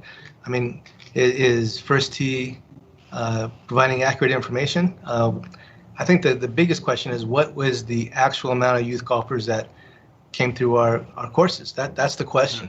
Well, they have a specific number. I assume they got it from the golf division. I don't know. I'll leave that to you. But I hope that this is taken seriously, given the rather large amount of money involved, and we're going into 2021. And then that second part about what our policy is of giving out coupons to adults for free. I've seen personally witnessed, like at Auburn Hills, 4 guys showing up with coupons for a free round of golf, free cart.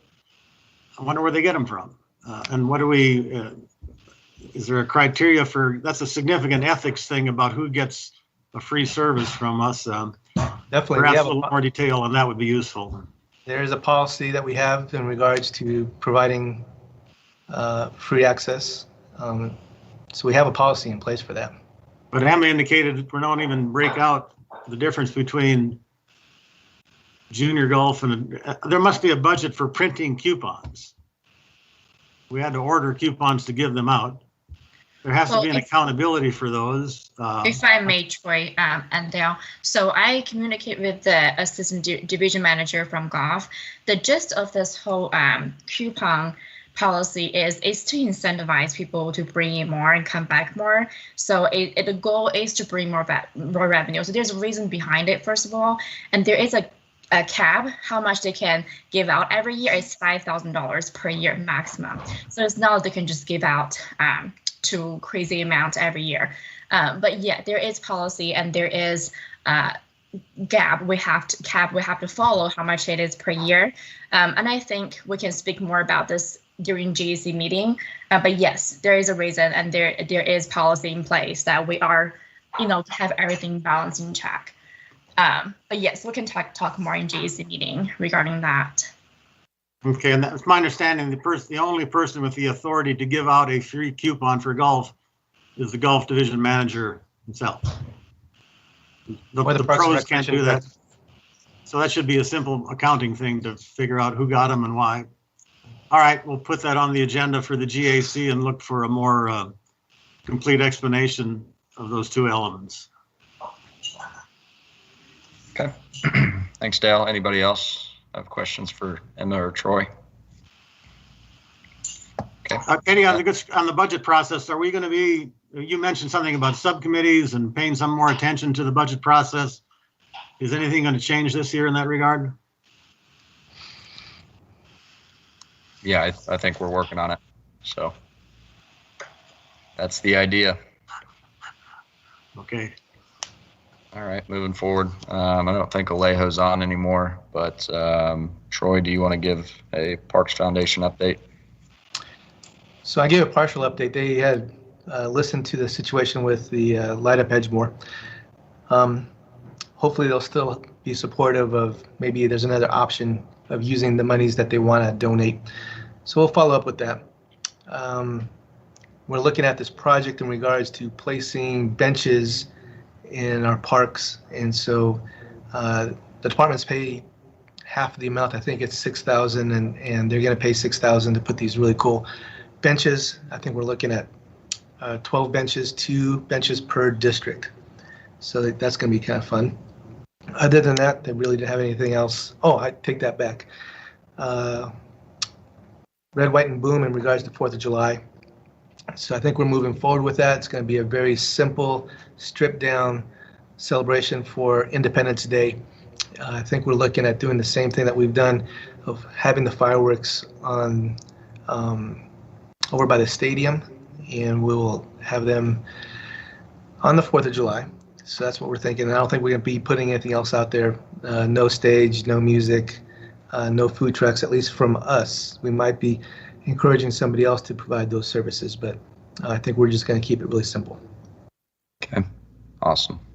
Yep. I don't have a president's update per se, so director's update. I don't have anything else new. Okay.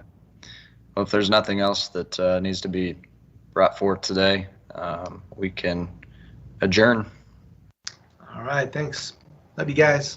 Thanks, everybody. Have a great week.